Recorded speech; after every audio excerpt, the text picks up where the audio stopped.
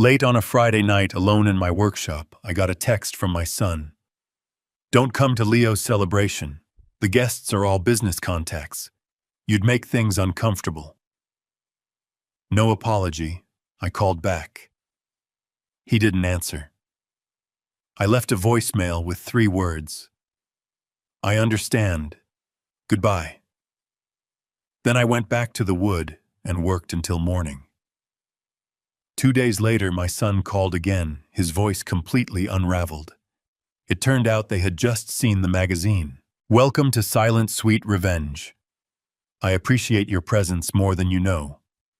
Where in the world are you watching from tonight? Drop your city or country in the comments. Please note, certain parts of this story have been dramatized for entertainment.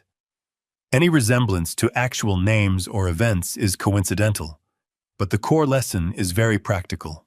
I finished The Cradle at 4:37 in the morning.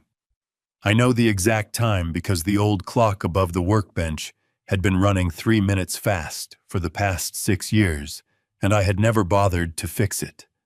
4:40 on the clock meant 4:37 in the real world, a small private truth that only mattered to me, in a workshop that only mattered to me, on a morning when no one else in Millbrook, Virginia was awake to see what I had made. I set down the smoothing plane and stepped back to look at it properly. The cradle was made from white oak and eastern white pine oak for the frame because oak does not warp pine for the body panels, because pine breathes, because pine holds warmth, the way good wood is supposed to hold it.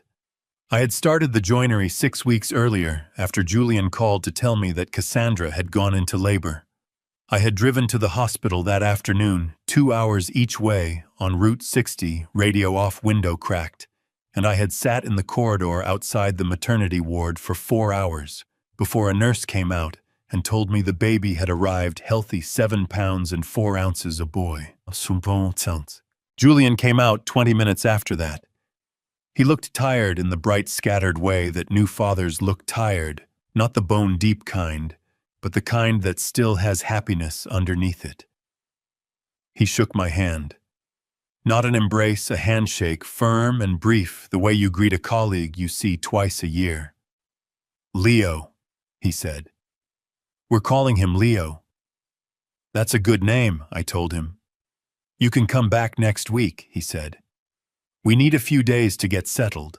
I drove home the same way I had come, Route 60, radio off, window cracked. And when I got back to the workshop, I turned on the bench light and started drawing measurements on a piece of paper. I did not let myself think about what I was doing or why. I just drew the measurements and pulled out the oak boards I had been seasoning for 2 years in the back corner, and I started. "Arthur?"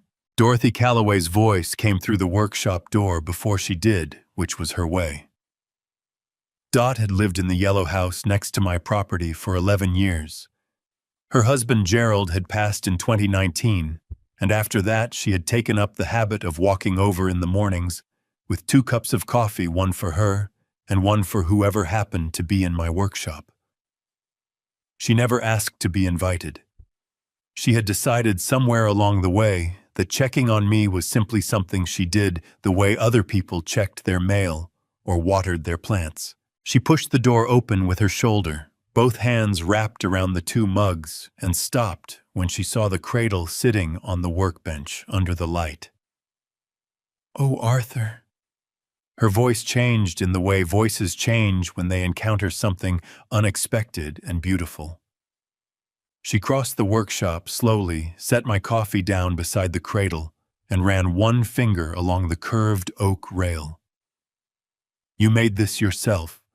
Who else would have made it? Don't be smart with me at 5 in the morning." She leaned down and looked at the dovetail joints at the corner of the frame, the ones I had cut by hand rather than with the router, because hand-cut dovetails fit tighter and last longer, and I wanted this to last. "These are hand-cut?" "Yes. Gerald couldn't cut a dovetail joint to save his life," she said, with the particular fondness that widows use when they speak about the things their husbands could not do. "He always said the rotor was good enough." She straightened up and looked at me, When are you taking it over? This morning. She nodded slowly. She picked up her own coffee and wrapped both hands around the mug, the way she did when she was thinking something she wasn't sure whether to say. Then she said it anyway, because Dot always said things anyway. Has Julian asked for it? No. Did he ask you to make it? No. She was quiet for a moment. Outside, the first birds had started in the oak tree by the fence, the same cardinal that came every March, the male with the red so bright it looked almost painted. He's going to love it, Dot said finally. The baby. Leo. She said the name like she was trying it out. Leo is going to love sleeping in this. I picked up my coffee and drank it standing up the way I always drank my first cup of the morning. The cradle sat between us under the bench light, smelling of fresh-cut pine and the linseed oil I had rubbed into the panels the night before. I had spent 3 hours on the finish alone, 4 coats of oil hand-buffed between each one, because the finish on a piece of furniture is the part that protects everything underneath it. You know what I was thinking about last night? I said. What? Julian was 8 years old, and he came in here one Saturday morning while I was working on a commission, a dining table for a family, over in Charlottesville. He picked up a piece of scrap pine and asked me if he could make something. I gave him a handsaw and a few nails and showed him how to square a corner. I paused. He made a small box, completely crooked. The lid didn't fit right and one side was half an inch shorter than the other. He was so proud of that box that he carried it to school in his backpack for a week. Dot smiled. What happened to it? I don't know, I said honestly. I kept it on the shelf over there for years. I nodded toward the far wall. At some point it was just gone. The cardinal called once from the oak tree outside, a single sharp note, clean and carrying in the cool morning air. I set down my coffee mug. I found a moving blanket on the lower shelf and folded it carefully around the cradle, tucking the corners in tight so the oak rails wouldn't shift during the drive. I'll be back by noon, I told Dot. She held the workshop door open for me while I carried the cradle to the truck, steadying it with both hands on the turns. When I had it secured in the bed, she stood at the end of the driveway with her coffee mug and looked at me with an expression I recognized, the one she used when she wanted to say something but had decided it was not her place. I climbed into the cab, started the engine, and pulled out onto the road toward Richmond. The cradle rode in the truck bed behind me, wrapped in its blanket, solid and still smelling of pine and linseed oil, and 6 weeks of early mornings. In my chest, something sat quietly, not quite hope, not quite nervousness. Something that had not yet decided what it was. I drove east on Route 60 as the sun came up over the Virginia hills, and I told myself the drive was nothing. Just a father bringing a gift to his son's house.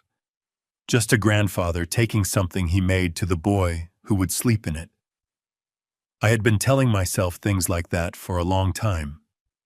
I was good at it. I had practice. Julian and Cassandra lived in Westfield Hills, a neighborhood in the western part of Richmond, where the houses sat back from the street behind manicured hedges and the driveways were paved in herringbone brick. I had been there twice before, once when they moved in 18 months ago, and once at Christmas when I stayed for 40 minutes and left with a tin of cookies Cassandra had apparently purchased from a bakery and rewrapped in foil so they would look homemade. I had not said anything about that. It was not the kind of thing worth saying anything about. I pulled the truck up to the curb rather than the driveway. The driveway was for people who were expected. Julian answered the door on the second knock. He was wearing a collared shirt, already at 9 in the morning, on a Saturday, which told me he was either expecting someone else or had simply become the kind of man who dressed like he was expecting someone else at all times. He looked at me first. Then he looked past me at the truck. Then he looked at the moving blanket in the truck bed and the shape of what was underneath it. Dad. He said it the way people say a word when they are buying themselves a second to think. I didn't know you were coming. I called Thursday, I said. You didn't pick up. I've been slammed at work. He stepped back to let me in, not fully, just enough. What's in the truck? Something for Leo. Let me bring it in. He followed me to this truck and watched me lift the cradle out of the bed, still wrapped in the moving blanket. It was heavier than it looked, solid oak frame, the kind of weight that means something was built to last. I carried it up the front walk and into the entryway, and I set it down on the marble floor and pulled the blanket away. The cradle sat there under the entryway, light white oak frame, pine body panels, the color of warm honey, the curved rockers. I had steam bent over 3 separate sessions because the first 2 had cracked, and I had started over without telling anyone. The dovetail joints at the corners were tight and clean. The finish caught the light, the way good oil-rubbed wood catches light, not shiny, but deep, like something that had been patient for a long time. Julian looked at it. I watched his face do its calculation, the slight tightening around his eyes, the small compression of his mouth that he had been doing since he was a teenager, whenever he encountered something he needed to find a polite way around.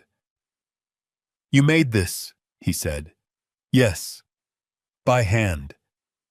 That's generally how it's done. He crouched down and looked at one of the corner joints, and for just a moment, something crossed his face that I recognized, the same expressions he had worn at 8 years old, standing in the workshop, holding a crooked pine box, looking at what his hands had made, and feeling the specific pride of having built something real. Then the moment passed and he stood up and the calculation came back. Dad, it's a beautiful piece of work, it really is. He put his hands in his pockets. But Cassandra's parents already had the nursery set up.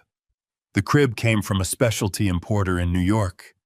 Italian manufacturer, solid beach, the whole thing. He paused. It really wouldn't fit the aesthetic of the room. I looked at the cradle. Then I looked at my son. The aesthetic of the room, I said. I'm not trying to be dismissive. His voice had taken on the careful tone of a man who has practiced this particular kind of conversation. It's just that everything in Leo's nursery is already coordinated. Cassandra spent months on it. If I bring in a... He stopped, seemed to choose his next word with some effort. A different piece, it's going to create a problem I don't need right now. Cassandra appeared at the top of the stairs then. She was dressed in a cream blouse and dark slacks, her dark hair pulled back, and she looked at the cradle the way people look at things they have already decided are not for them. Her gaze moved from the cradle to me, and she produced a smile that was technically a smile. Arthur, she said, coming down the stairs. We weren't expecting you. I should have called ahead, I said. I brought something for Leo. She looked at the cradle again briefly. That's very thoughtful.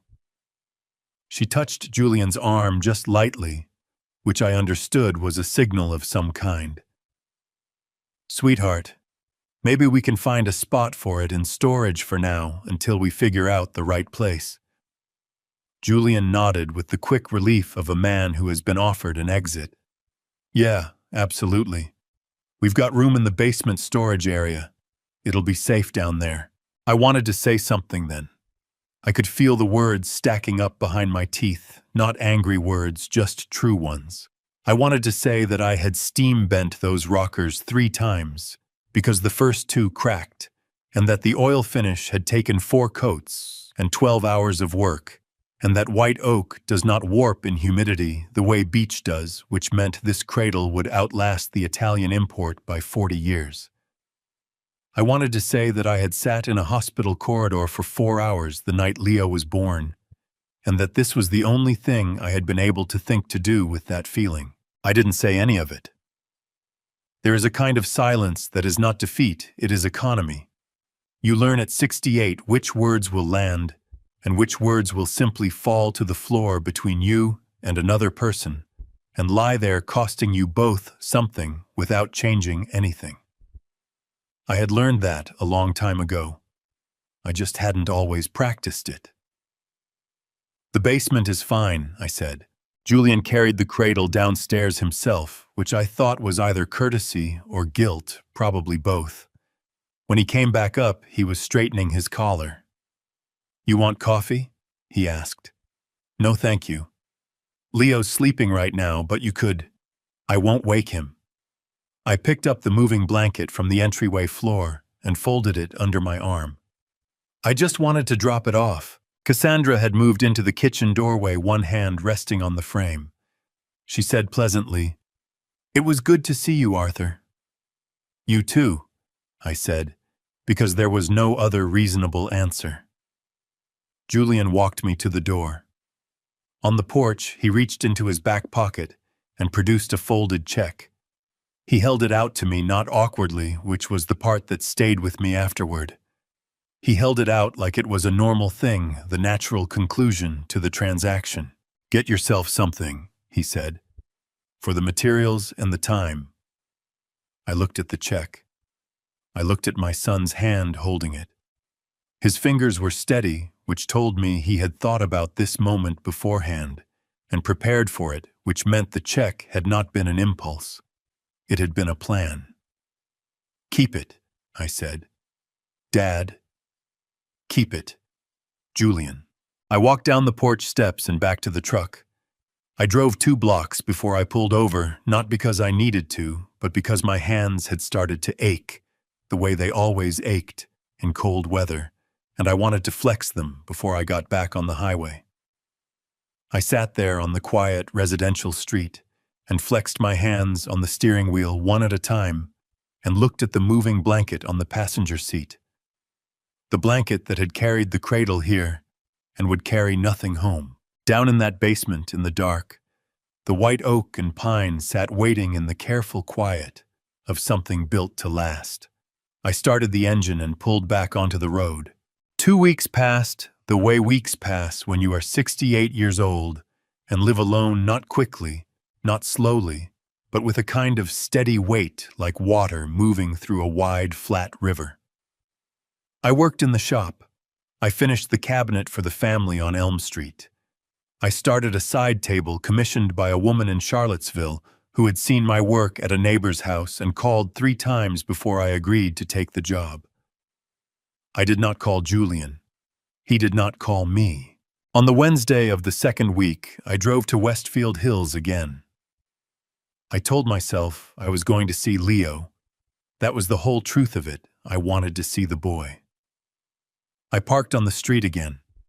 The herringbone brick driveway held 2 cars today, Julian's silver Audi and a black Mercedes with a personalized plate that read STRLNG1. I did not know that plate yet. I would learn it shortly. I walked up to the front door and rang the bell. No one answered for long enough that I considered leaving. Then through the tall, narrow window beside the front door, I saw movement, Julian crossing the entryway. He stopped when he saw me through the glass. Something moved across his face there, and gone so fast I might have imagined it if I had been the kind of man who imagined things. He opened the door 4 inches. "Dad." His voice was low and tightly controlled. "You didn't call." "I wanted to see Leo. This isn't a good time." He glanced back over his shoulder into the house. "We have company." "I don't need to stay long," I said. 10 minutes. "Dad." The word came out harder this time with a kind of pressure behind it, like something being held shut. I said it's not a good time. I looked past his shoulder into the living room. Through the wide doorway, I could see a portion of the sitting area. The cream sofa, the low-glass table, and in the leather armchair near the fireplace, a man I had never met, sitting with his legs crossed, and a crystal glass of something amber balanced on his knee. He was perhaps 60, heavy across the shoulders with the careful grooming of a man who considered his appearance a professional matter. He was reading something on his phone and had not looked up. Beside the armchair on the hardwood floor, Julian's shoeshine kit sat open the wooden box he had apparently purchased at some point. Because Julian had not owned a shoeshine kit when he lived in my house, I was certain of that. And kneeling on the floor next to the box with a soft cloth in one hand and a tin of dark wax in the other was my son. He had been kneeling there when I rang the bell. He had crossed the entryway and opened the door, and now he needed to go back because the man in the armchair had not acknowledged the interruption and was clearly not going to. I stood on the porch and looked at my son's face and understood the whole geometry of it in one long quiet moment, the way you understand a woodworking problem when you finally see the grain running in the wrong direction. The man in the chair was Richard Sterling, Julian's father-in-law, the man whose daughter Julian had married, and whose approval Julian had apparently decided was worth kneeling on a hardwood floor to maintain. "You should go back inside," I said. My voice came out steadier than I expected. "Don't let me interrupt." Relief crossed Julian's face so fast it hurt to see. "I'll call you this week, Dad. I promise. We'll set up a proper visit." "Sure," I said. "And Dad," he lowered his voice further, almost to nothing, "please don't mention that you stopped by. It would just complicate things right now." I looked at my son for a moment. He was 38 years old. He had my mother's eyes and his mother's jaw, and somewhere inside him was the 8-year-old boy who had carried a crooked pine box to school in his backpack for a week because he had built it himself, and he was proud of it. I looked for that boy in his face, and I could not find him. "I won't mention it," I said. Julian nodded quick and grateful and eased the door shut. I walked back down the porch steps. My left knee had been giving me trouble since February. A stiffness that worsened in cold weather, the kind of thing you ignore until you can't, and I felt it on every step down. At the bottom I stopped and turned around, not back toward the house, but toward my truck, and I caught my own reflection in the driver's side window as I approached. An old man in a canvas jacket standing on a quiet Richmond street in the pale afternoon light, looking at himself in a truck window. I climbed in. I sat. The engine ticked in the cold. Richard Sterling had not looked up from his phone once. Not when the doorbell rang, not when Julian crossed the room, not during the whole long minute of conversation at the door. He had simply sat in the armchair with his crystal glass and let the interruption work itself out the way men do when they are absolutely certain the world will arrange itself around their comfort. I thought about Leo upstairs in that house.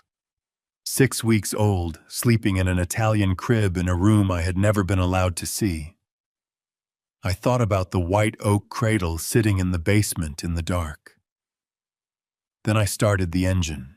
I drove home on Route 60 with the heat running and both hands on the wheel. When I got back to the workshop, I went straight to the workbench, picked up the smoothing plane, and went back to work on the Charlottesville side table. The wood was cherry, close-grained, and cooperative, the kind of material that rewards patience.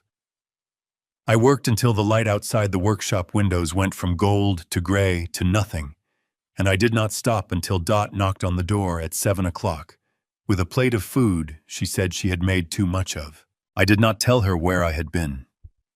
She did not ask. She sat on the old stool by the door and talked about the cardinal and the weather and a movie she had watched the night before, and I listened and ate her food and was grateful in a way I could not have put into words that she was there. That night, I lay awake in the dark for a long time staring at the ceiling, not because I was angry. I understood anger was clean, anger had direction. What I felt was something older and more shapeless. The particular weight of a man who has seen something true about his son and cannot unsee it and does not yet know what to do with the seeing. My phone sat on the nightstand. Julian's name was in it. I did not reach for it.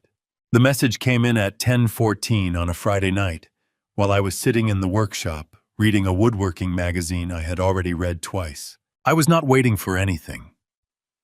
That is important to say because later I would wonder whether some part of me had been expecting this, whether the whole quiet accumulation of the past weeks had been building towards something I already knew was coming. But the honest answer is no. I was sitting in the workshop at 10:14 on a Friday night, reading a magazine I had already read twice, because that was simply what I did on Friday nights, and I was not expecting anything at all. The phone buzzed against the workbench. I picked it up. The message was from Julian. "Dad, don't come to Leo's 1-month celebration next Saturday. The guest list is already set. Cassandra's family has organized everything, and the people attending are mostly Richard's business contacts and some local officials. It wouldn't be the right environment. You'd be uncomfortable. I'll bring Leo by the workshop sometime soon so you can spend some time with him there." I read it once. Then I read it again. Then I set the phone face down on the workbench and looked at the wall in front of me, the pegboard where I keep my hand tools, the chisels and gouges arranged by size, the card scrapers hanging on their nails. Everything in its place the way I have kept it for 30 years. I looked at all of that for a while without really seeing any of it. You'd be uncomfortable. He had not written, "We don't want you there." He had not written, "My father-in-law doesn't know who you are, and I am not going to explain." He had written, "You'd be uncomfortable," which was a way of making his decision sound like a consideration for my feelings, which was, I thought, perhaps the most Julian thing he had ever said to me. I picked up the phone and called his number. It rang 4 times and went to voicemail. His recorded voice, professional and warm in the way that people practice being warm when they know they are being recorded. "You've reached Julian Miller. Leave a message and I'll get back to you." I waited for the beep. "Julian," I said. "It's your father. I got your message." I stopped there for a moment because I wanted to be careful about what came next, not for his sake, but for my own. There are things you say in the heat of a moment that you spend years wishing you could unsay, and I was 68 years old, and I had learned that lesson in enough different ways that I no longer needed to keep learning it. "I understand," I said finally. "I won't come to the celebration. I hope Leo has a good day." 3 seconds of silence. "Take care of yourself." I ended the call and put the phone back on the workbench face down again. Then I sat in the workshop for a long time without moving. The thing about being a father, the thing nobody warns you about when you are young enough that the warning might have been useful, is that the hurt does not always feel like hurt. Sometimes it feels like weather. A pressure system moving through you, neither here nor there, just present. You breathe through it the way you breathe through a change in temperature, because there is nothing else to do, and because the alternative is to stop breathing, which is not an option. I thought about the night Julian was born. I had paced the waiting room of Roanoke Memorial for 6 hours back and forth across the linoleum in my work boots, until the doctor came out and told me I had a son.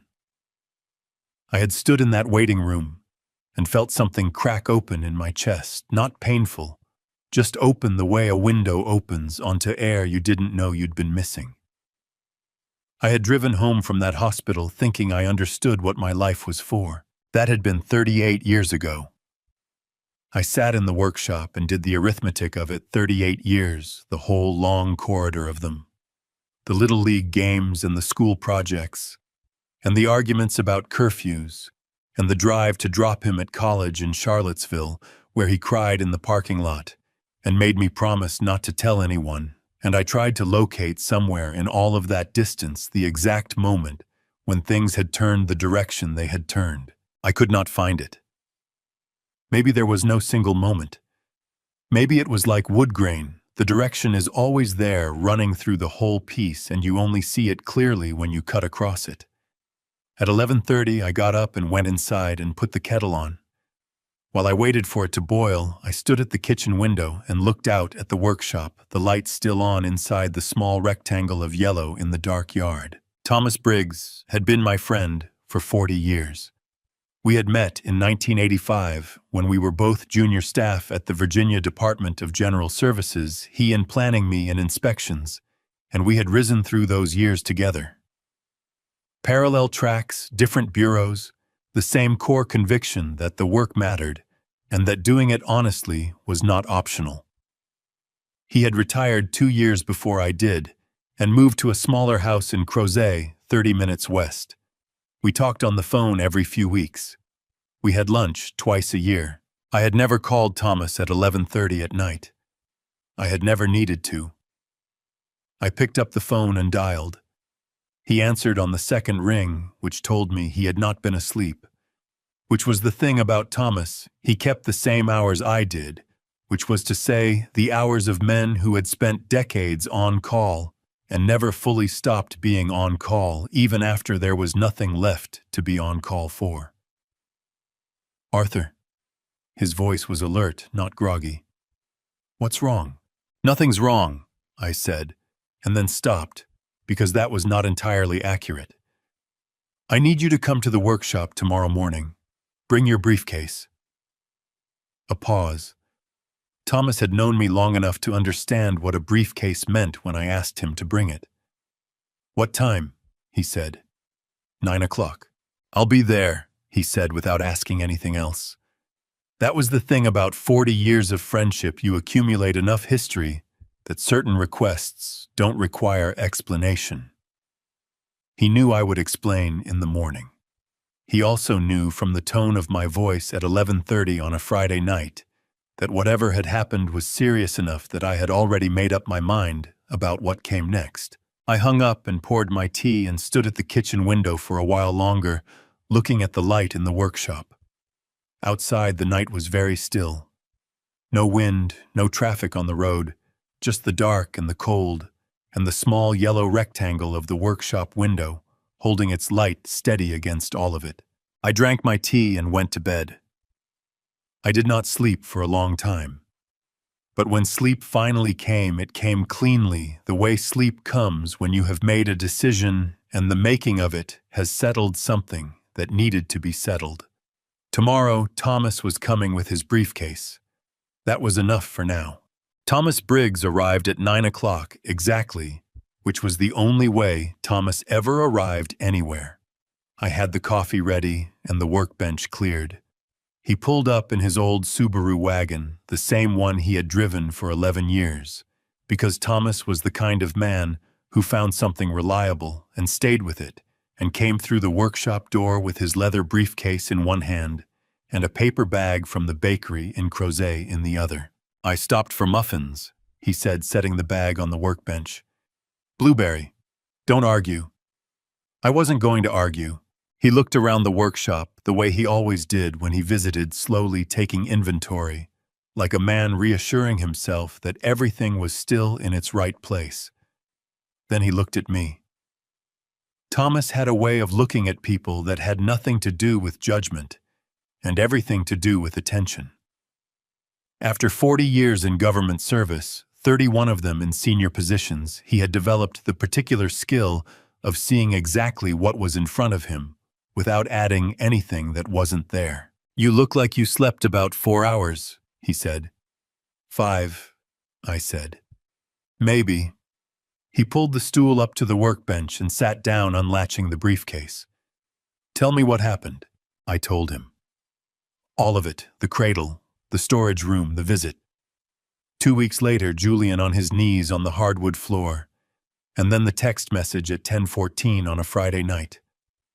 I told it the way I told most things, which is to say without ornamentation, just the sequence of events in the order they had occurred, because that is usually enough. Thomas listened without interrupting. When I finished, he was quiet for a moment, his hands flat on the briefcase lid. How long has it been like this? He asked. Getting worse for about 2 years, I said, since he married Cassandra and moved into that house. But the direction has been there longer than that. Thomas nodded. He opened the briefcase and took out a legal pad and a pen. All right, he said. Walk me through what you want to do. What I wanted to do was straightforward, though. The mechanism for doing it required care. Under Virginia law and under the laws of most states, a person has the right to modify or revoke a will at any time provided they are of sound mind, and the document is properly witnessed and notarized. I was of sound mind. Thomas was a licensed attorney in the Commonwealth of Virginia, though he had practiced only briefly before moving into public administration, and he had kept his bar membership current out of what he called professional stubbornness. The core of what I wanted was this: I wanted to establish a revocable living trust with Leo as the sole beneficiary. A trust rather than a simple bequest in a will, because a trust takes effect immediately upon my death and does not pass through probate, the court-supervised process that can take months or years, and during which assets are vulnerable to claims and disputes. More importantly, for my purposes, a trust meant that Julian would have no automatic role in managing Leo's inheritance. I would name Thomas as trustee, the person legally responsible for managing and distributing the trust assets according to my instructions, until Leo reached the age of 25. The trust would be funded primarily by the savings account I had maintained for 30 years, currently holding $212,000 accumulated from 3 decades of government salary carefully managed and never touched. Julian did not know this account existed. I had never seen a reason to mention it, and now I was grateful for that omission. You understand, Thomas said, pen moving on the legal pad, that once this is executed, Julian has no claim on these assets. Not now, not after you're gone, not under any circumstance short of a successful legal challenge, which he would not win. I understand. And you're certain? I picked up my coffee mug. I've been certain since 10:15 last night. Thomas looked at me over the top of his reading glasses, the half-moon kind he had started wearing 3 years ago, and complained about constantly. I'm not going to try to talk you out of it, he said. I just need to ask once. You asked. The answer is yes. He wrote for a while. Outside the morning was clear and cold, the kind of March Saturday in Virginia that can't make up its mind about the season, bright sunlight through windows that do nothing to cut the chill. I refilled both our coffees and ate one of the blueberry muffins and watched Thomas work the familiar scratch of his pen on legal paper. The occasional pause where he would tap the pen twice against the pad, the way he had always done when he was thinking through a construction he wanted to get right. At 10:45, he produced 2 copies of the completed document. A revocable living trust for the benefit of Leo Alexander Miller with Thomas Briggs named as trustee and successor trustee. He walked me through it section by section, the asset schedule, the distribution provisions, the conditions under which the trustee could release funds before Leo reached 25 for purposes of education or medical necessity. He explained each clause in plain language before asking me to confirm I understood it, which was how Thomas had always worked, because he believed that a document a person didn't fully understand was not a document they had truly signed. I understood all of it. I signed both copies. Thomas signed as witness. The notarization he would handle at his office in Crozet on Monday morning. When it was done, he gathered the documents into the briefcase and latched it shut with the small, decisive click it always made. We sat for a moment without talking, drinking our coffee. The workshop was quiet except for the birds outside and the occasional settling sound of the old building adjusting to the morning temperature. Thomas set his mug down and looked at the far corner of the workshop, where the white oak cradle sat on its side against the wall, still showing the marks of the moving blanket straps. He looked at it for a long moment. That the cradle? He said. Yes. Leo's going to sleep well in that, he said. White oak doesn't move. I had a white oak floor put in my kitchen 12 years ago. Hasn't shifted 1/8 of an inch. I know, I said. He stood and picked up his briefcase. I walked him to the door, and we shook hands on the threshold, the way we always did, firm, brief, the handshake of two men who had been shaking hands for 40 years and didn't need to make anything more of it than it was. "Call me if you need anything," he said. I nodded. He walked to the Subaru and drove away. I stood in the workshop doorway for a moment after his car disappeared, looking at the empty road. Then I turned back inside. On the workbench, the two blueberry muffins Thomas hadn't eaten sat in the paper bag, and beside the workbench, the morning mail had arrived while we were working a small stack of catalogs and envelopes that the postal carrier had pushed through the slot in the workshop door, the way he always did on Saturdays. On top of the stack was a magazine I had not ordered and did not recognize. A glossy cover architecture and urban planning, the kind of publication that circulated in professional circles I had left behind 5 years ago. I picked it up without thinking, the way you pick up anything that lands in your hands unexpectedly. Then I saw the photograph on the cover, and I stopped. The man on the cover was younger by 20 years, but the face was unmistakably mine. I stood in the workshop doorway, holding the magazine with both hands, looking at a photograph I had completely forgotten existed. It had been taken at the signing ceremony for the Interstate Corridor Expansion Project. March of 2004, the rotunda at the state capitol, the governor in his navy suit standing to my left, my right hand reaching across the table toward the document that would authorize the largest infrastructure project in Virginia's history at that time.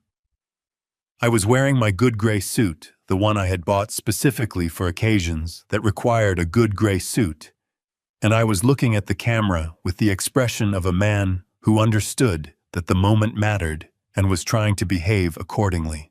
The headline beneath the photograph read, "Integrity's Architect, the inspector who held Virginia's future to account." I carried the magazine to the workbench and sat down on the stool Thomas had vacated 20 minutes earlier, the seat still faintly warm. I opened to the article. It ran 11 pages with photographs I recognized, and some I didn't project sites. Ceremony snapshots, a copy of a commendation letter from the governor's office that I had not known anyone had kept. The writer had interviewed former colleagues, contractors whose projects I had approved, and at least 2 people whose projects I had not approved, which I thought showed a certain journalistic fairness. The central claim of the piece was straightforward, that in 27 years as a state building and infrastructure inspector, rising to Chief Inspector of the Commonwealth, Ohio,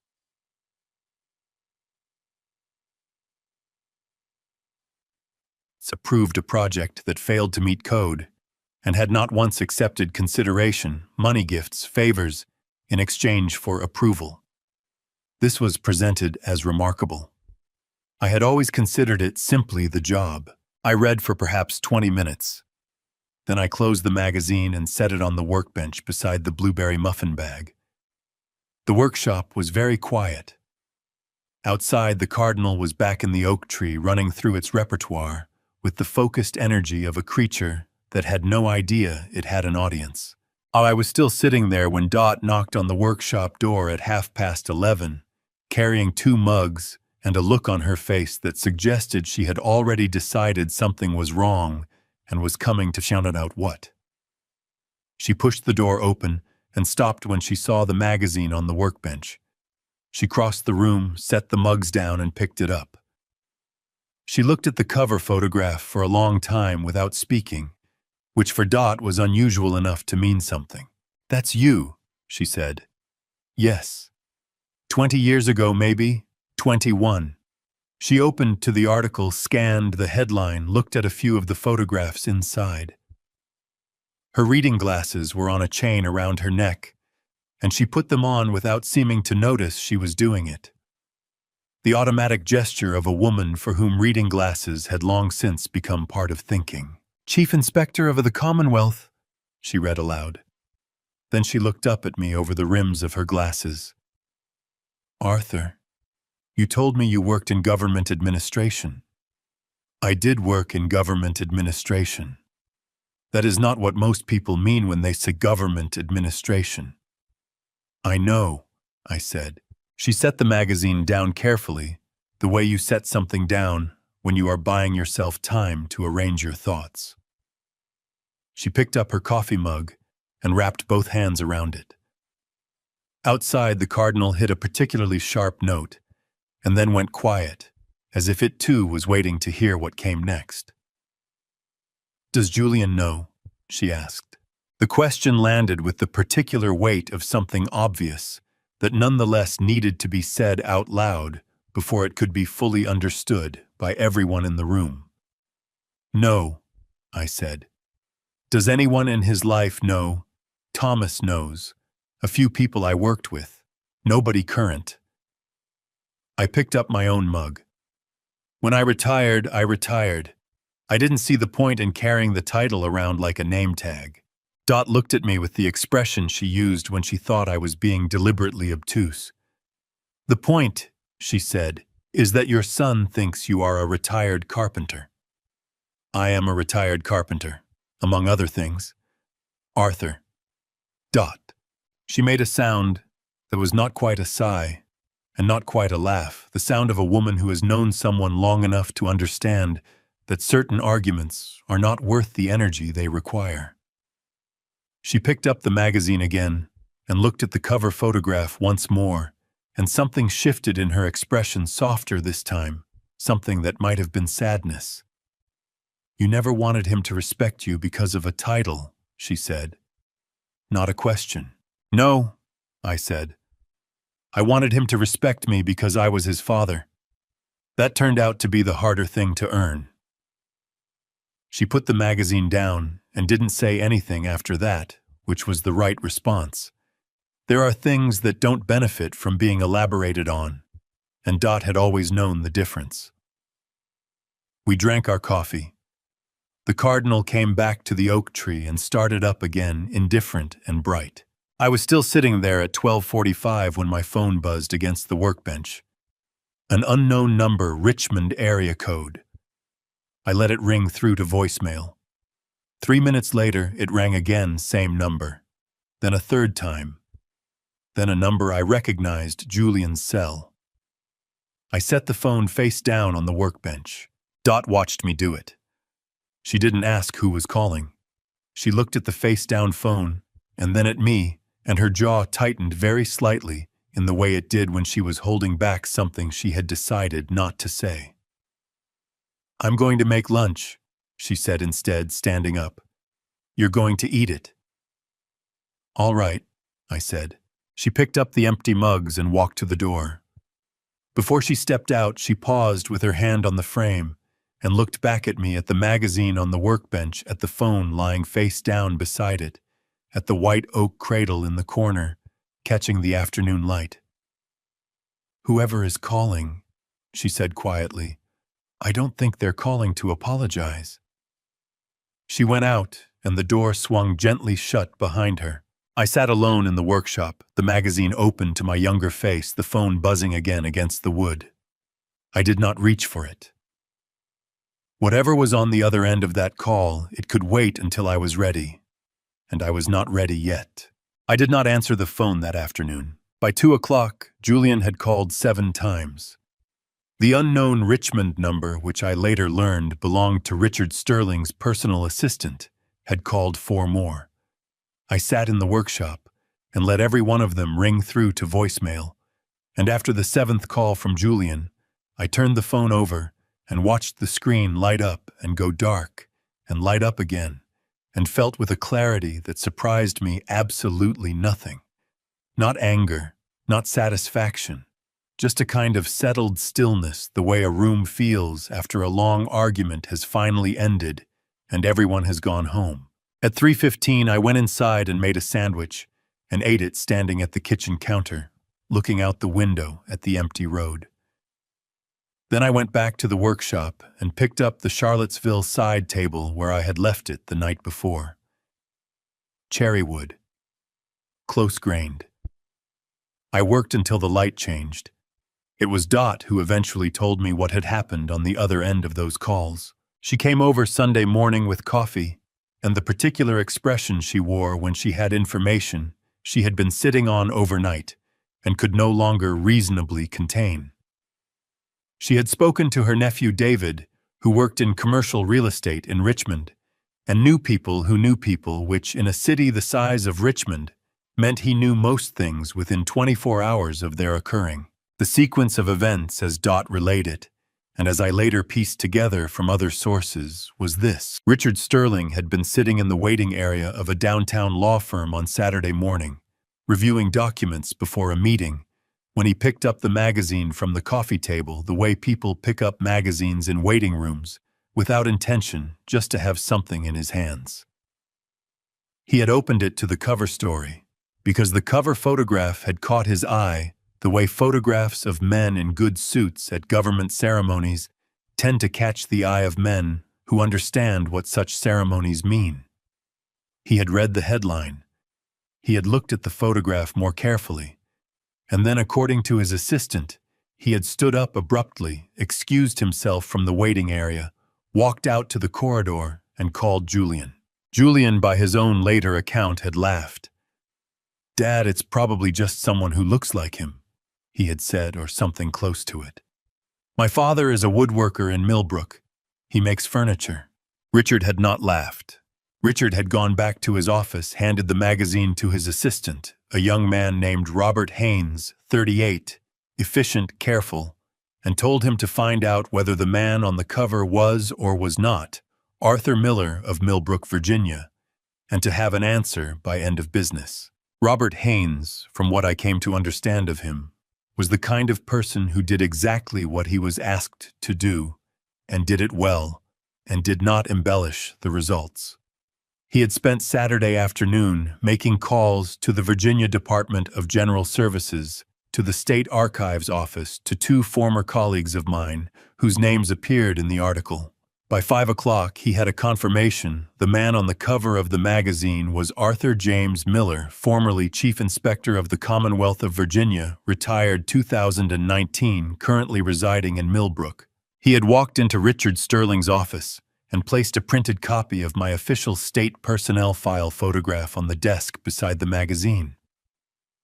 Same face. 40 years apart, but the same face. I learned later that Richard had looked at the two photographs for a long time without speaking. Then he had looked up at Robert and said with the controlled fury of a man who preferred to keep his composure in front of staff, "Get Julian on the phone." What happened next, I did not witness. But Julian told me about it weeks later in pieces, the way people tell you things they are ashamed of, in fragments, without looking directly at you, filling in the worst parts last. Richard had met him in the Sterling Group conference room. He had placed the magazine on the table.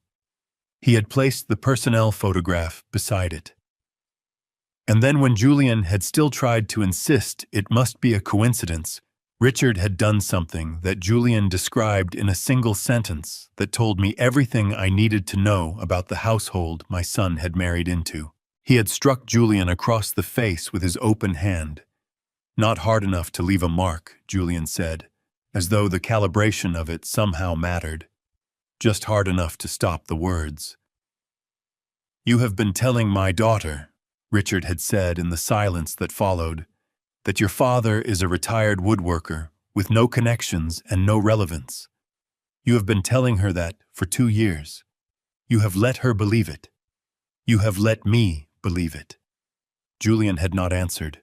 "Do you understand?" Richard had continued, his voice dropping to the register, "that powerful men use when they want to make certain they are heard. What this man's former colleagues currently control, the Infrastructure Review Board, the Commercial Permitting Office, the State Construction Arbitration Panel." A pause. "Every office that is currently reviewing our downtown expansion project for potential code violations. The Downtown Expansion Project, a $47 million mixed-use development on the north side of Richmond, had been under review for 11 months. Sterling Group's legal team had been quietly managing a series of structural and environmental compliance questions that had the potential, if not resolved, to result in the project's suspension. Julian had understood then what he had not understood before, which was that his father-in-law was not calling him into a conference room to discuss family dynamics. He was calling him in because the man Julian had spent 2 years dismissing as a furniture maker in a small town had just become overnight the most important person in Richard Sterling's professional universe. And I had not been answering my phone. I listened to Dot tell me all of this on Sunday morning, sitting on the stool by the workbench, my coffee going cold in my hands. When she finished, the workshop was very quiet. "How do you feel?" she asked. I thought about it honestly, the way she deserved. "Tired," I said. "Mostly just tired." She nodded as though that was exactly the right answer. Outside, the cardinal had not yet arrived for its morning performance. The oak tree stood empty against the pale sky, all its branches bare and patient, waiting for whatever came next. My phone buzzed against the workbench. I looked at the screen. Julian. Again. This time I picked it up. Julian's voice, when he answered, had the texture of a man who had not slept. "Dad." The word came out rough and unguarded, in a way I had not heard from him in years, not since he was maybe 22, 23, calling from Charlottesville after a bad exam before he had learned to sand down his edges before speaking to me. "Dad, I need to talk to you." "You're talking to me," I said. A long exhale. "I know you're angry." "I'm not angry, Julian." "Then what are you?" I thought about Dot's question from 20 minutes earlier and gave him the same honest answer. "Tired," I said. "Talk." He talked for 11 minutes. I know the length because I watched the call timer on the phone screen while he spoke, not out of impatience, but because I had learned long ago that tracking small concrete details helped me stay focused when the larger thing happening was difficult to absorb cleanly. He told me about the conference room. He told me about Richard's face when Robert laid the photographs side by side on the table. He did not tell me about the open-handed strike that came later in pieces, but he told me enough that I could feel the shape of what had happened in that room, the way you can feel the shape of furniture in the dark without being able to see it. "Dad," he said finally, when the 11 minutes had run their course, and he had told me everything he was ready to tell me. "Richard wants to meet you." "I imagine he does," I said. "He's going to send someone to the workshop this afternoon. Just to introduce the idea. No pressure." He paused. "His assistant, Robert." "I know who Robert is," I said, though this was not precisely true. I knew of Robert Haynes the way you know of anyone who has been described to you thoroughly enough that they no longer feel entirely like a stranger. Another pause longer this time. "Dad, I'm sorry about the text message, about the party." I let the apology sit in the air for a moment without picking it up. There are apologies that come from genuine remorse and apologies that come from changed circumstances, and it requires a certain discipline to receive both kinds with the same measured response, because the discipline is not for the other person, it is for yourself. "I'll talk to Richard's man when he comes," I said. "That's all I'm agreeing to," Julian said. "Thank you, Dad," with such visible relief that I could hear it through the phone, and we ended the call. Robert Haynes arrived at 2:30 that afternoon in a dark blue sedan, dressed in a charcoal blazer and tan chinos, carrying nothing. No briefcase, no folder, nothing that suggested an agenda, which told me the agenda was the point, and the emptiness was strategic. He was perhaps 38, with the careful, unhurried manner of someone who had learned early that the most effective way to move through a room was to give the impression of having nowhere urgent to be. I met him at the workshop door and shook his hand and offered him coffee, which he accepted. He looked around the workshop the way Thomas had looked around it that morning, slowly taking inventory, but where Thomas had been reassuring himself that things were in their right place, Robert was doing something different. He was reading the room the way a professional reads rooms, cataloging, assessing, looking for the information that a space gives up about its inhabitant when the inhabitant isn't paying attention. I let him look. I had nothing to hide in the workshop. Everything in it was exactly what it appeared to be. We sat on the stools by the workbench. He drank his coffee and I drank mine, and for the first 30 seconds neither of us said anything, which is the oldest negotiating posture in the world, and one I had encountered several hundred times in government conference rooms over 27 years. "Mr. Sterling sends his regards," Robert said finally. "That's kind of him," I said. "He'd like the opportunity to speak with you directly, at your convenience." He said it carefully, the phrase "your convenience" doing a lot of work, acknowledging that the power dynamic had shifted without explicitly naming the shift, which I thought showed a certain skill. "What does he want to speak about?" I asked, though I already knew. "The downtown expansion project," Robert said, "and the review process." He paused. "He believes there may have been some misunderstandings in the review. He'd like to discuss them with someone who understands the system." I picked up the cherry wood side table leg I had been shaping before the calls started and turned it over in my hands, running my thumb along the grain. The cherry was coming along well. Another week, maybe less. "I'm retired," I said. "Yes, sir." Robert nodded. "He's aware of that." I set the table leg down.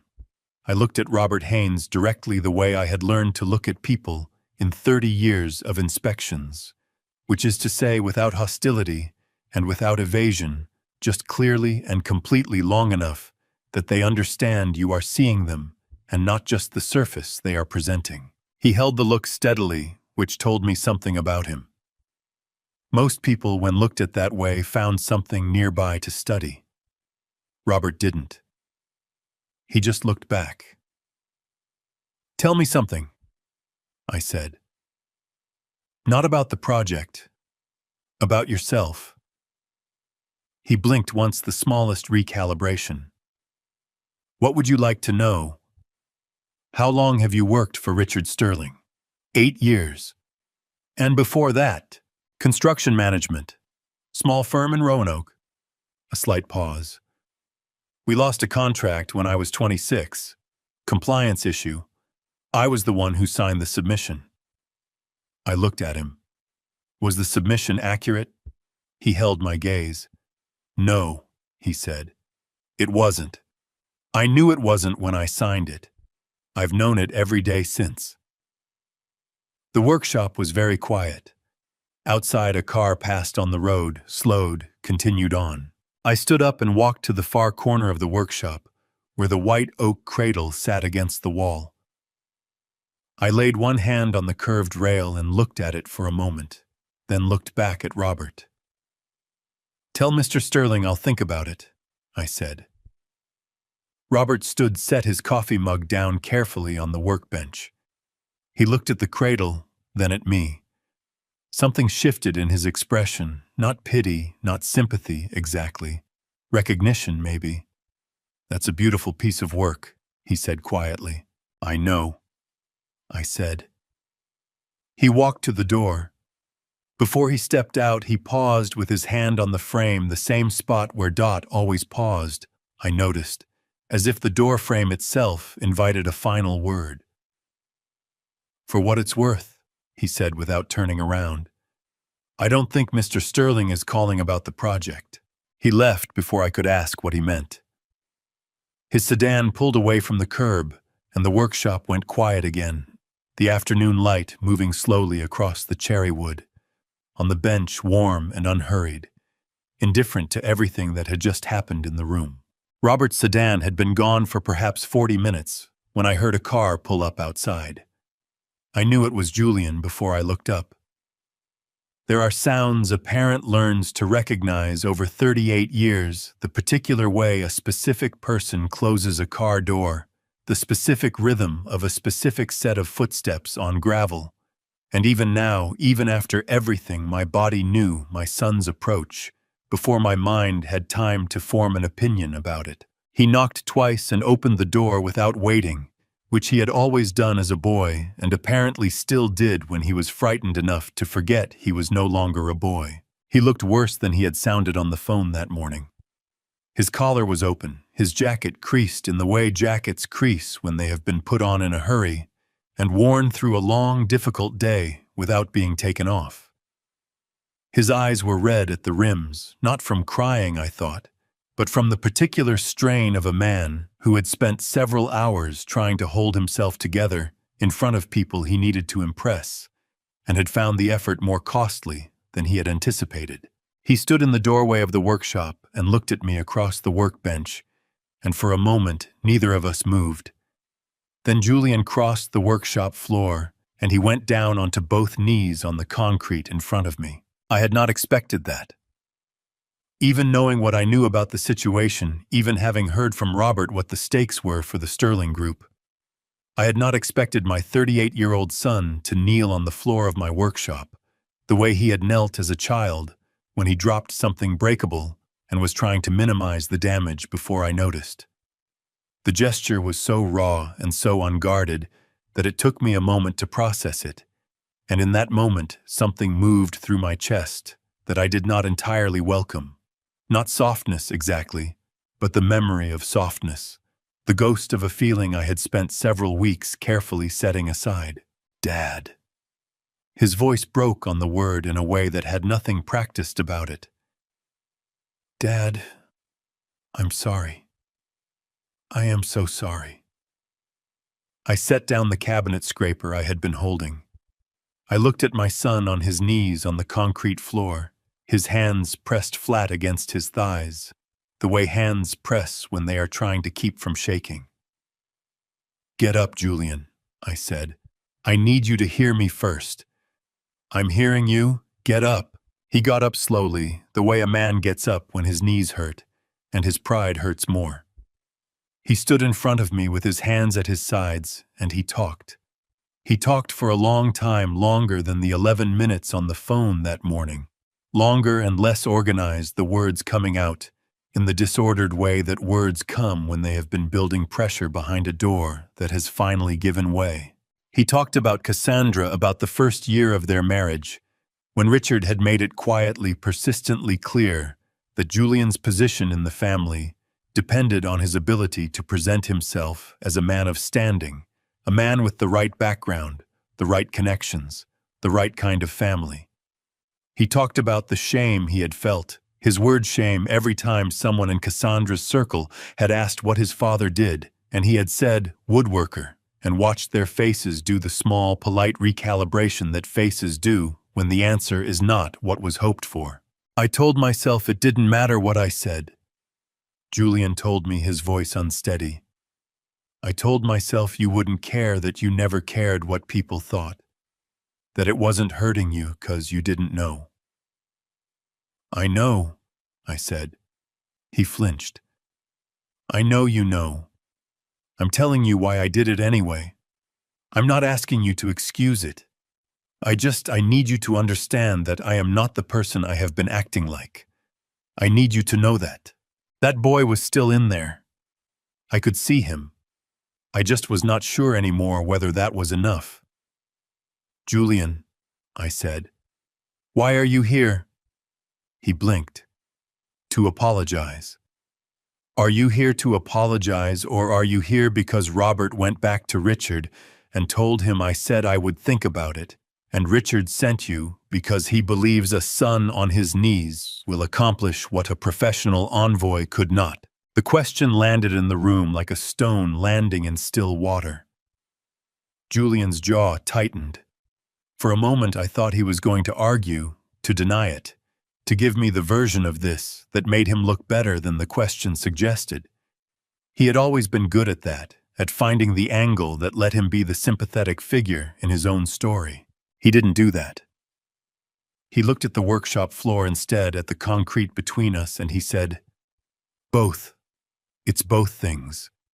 I came because I am genuinely sorry, and I came because the situation is what it is, and I am not going to pretend otherwise. Not to you. That was the most honest thing my son had said to me in 2 years, maybe longer.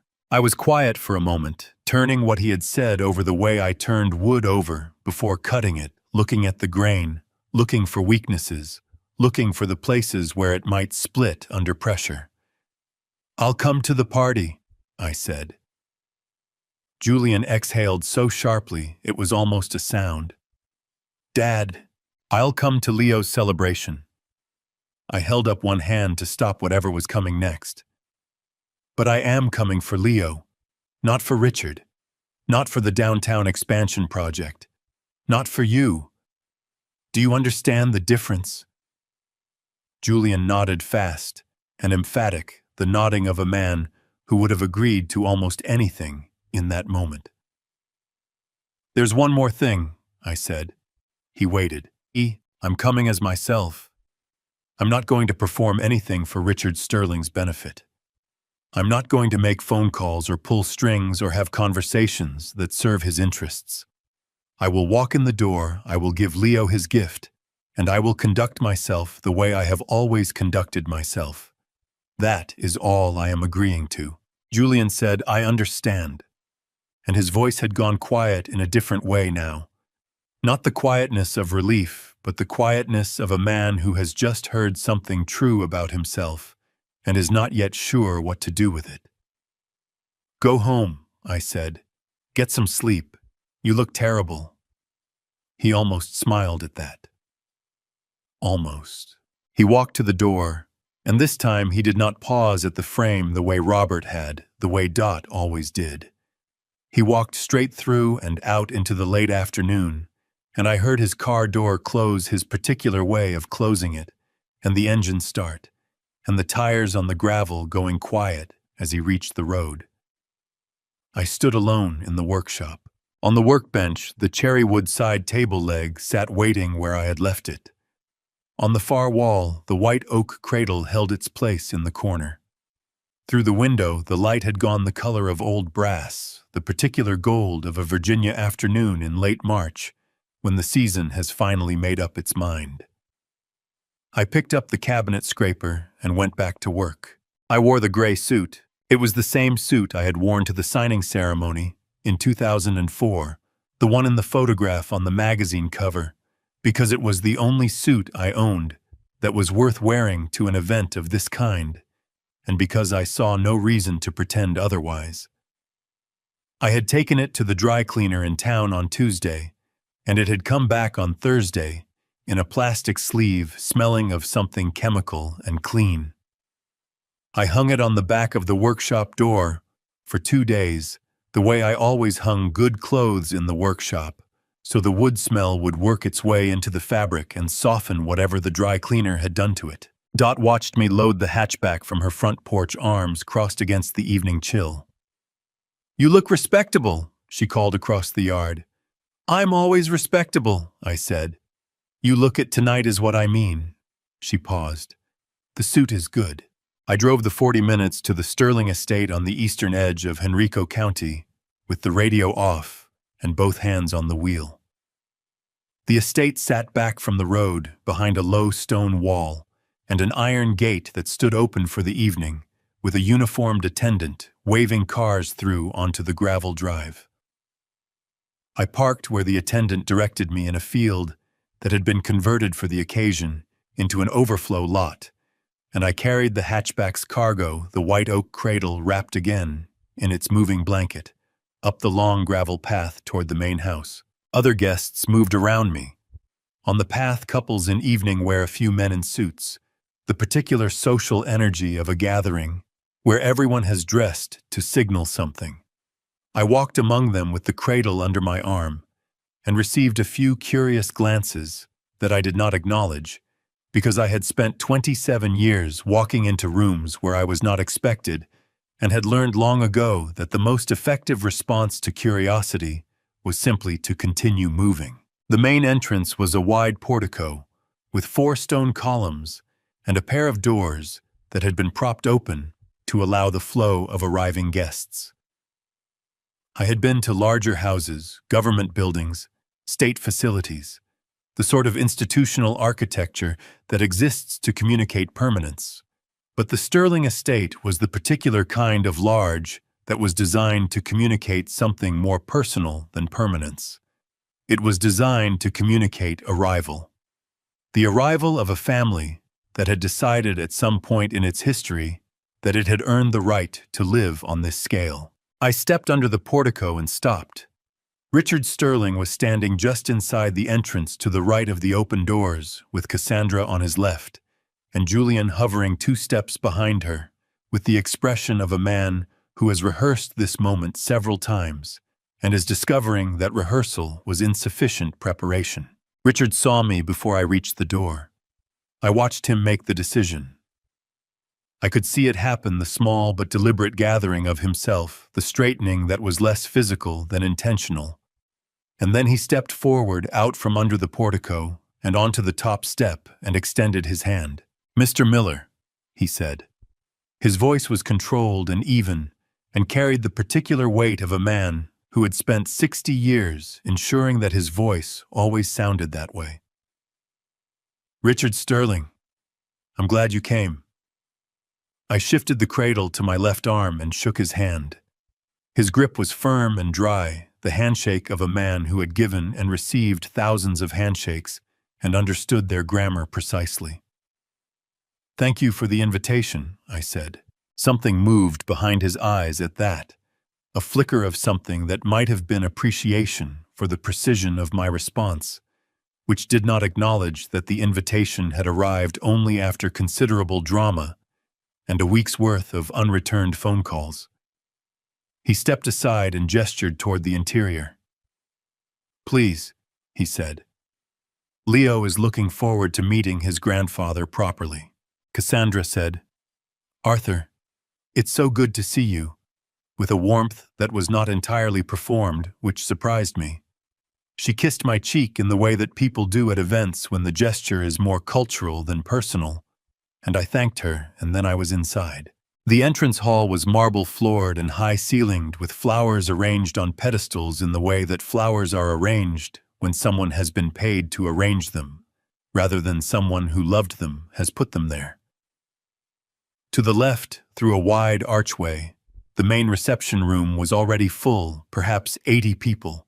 The soft roar of gathered conversation, the clink of glasses, a string quartet working through something I recognized but could not name. Julian appeared at my elbow. "Dad."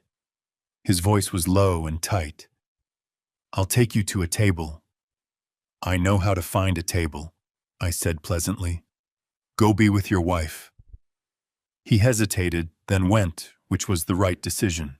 I moved into the room slowly, the cradle against my side, and took stock of what was around me. I recognized 3 faces from my years in government: a former city planning commissioner, a man who had once sat on the state infrastructure board, and near the far window, standing with a drink and looking slightly uncomfortable in his evening jacket, Thomas Briggs, who caught my eye across the room and gave me the small nod that 40 years of friendship had compressed into a single movement. And then, at a table in the far left corner, almost directly beneath the string quartet's line of sight, a man I had not expected to see.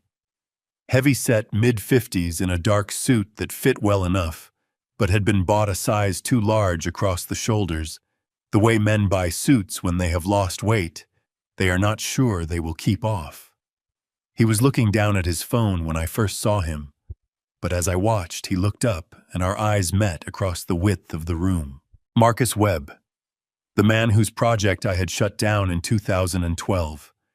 The man who had, in a conference room, not entirely unlike the rooms in this building, told me that I was a bureaucratic instrument of professional destruction, and that he would ensure I regretted the decision. He looked at me. I looked at him. I gave him the same small nod I had given Thomas. Then I looked away because there were other things to attend to, and the conversation that would happen between Marcus Webb and me tonight, if it happened at all, would happen in its own time. Near the center of the room, Cassandra was bringing Leo through a cluster of guests, the baby in a white outfit held against her shoulder, his dark eyes moving over the room with the unimpressed equanimity of someone encountering a large party for the first time and finding it neither more nor less than expected. I watched my grandson from across the room. He was 8 weeks old, and he was looking at the string quartet with the focused intensity of a person who had recently discovered that sound existed and was still deciding what to make of it. I tightened my grip on the moving blanket and waited for my moment. I spent the first 40 minutes at the party the way I had spent most large gatherings over the course of my career, near the edges, watching. It was not shyness. I want to be clear about that, because there is a version of this story where the old woodworker stands alone at the party, feeling out of place, and that is not the story I am telling. I had attended dozens of events like this, won government receptions, industry dinners, legislative ceremonies, where the point was less the occasion than the network being maintained around it, and I had learned long ago that the edges of a room were where the useful observations happened. The center was for performance. The edges were for understanding. What I understood watching from near the window where Thomas had positioned himself with a glass of sparkling water and the expression of a man enduring an obligation cheerfully was that the Sterling party was being run with a precision that had very little to do with celebrating a baby and quite a lot to do with demonstrating something. The flower arrangements were too considered, the string quartet too well chosen. The guest list, from what I could see of it, was less a collection of people who loved Julian and Cassandra than a carefully assembled argument for the family's position in Richmond society. Thomas drifted over at some point and stood beside me. "Nice flowers," he said. "Very nice," I agreed. I counted 4 city council members, 2 state delegates, and a federal magistrate. "I counted 5 council members," I said. Thomas raised his glass slightly. "I stand corrected." He looked at the cradle under my arm. "When are you going up?" "When the moment is right." He nodded and drifted away again, which was the correct thing to do. Thomas had always understood the difference between company and presence. Sometimes what a person needed was not conversation, but simply for another person to occupy the same room. I found Cassandra 20 minutes later near the far end of the reception area, in a momentary gap between social obligations, Leo still against her shoulder. She saw me coming and shifted the baby slightly, and I understood this as an invitation. "May I?" I asked and held out my hands.